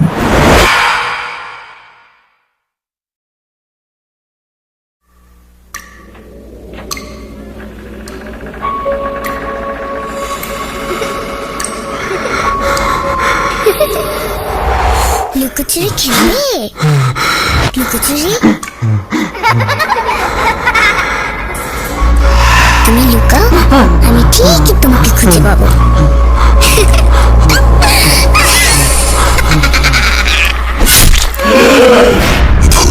Voot.com with Russell.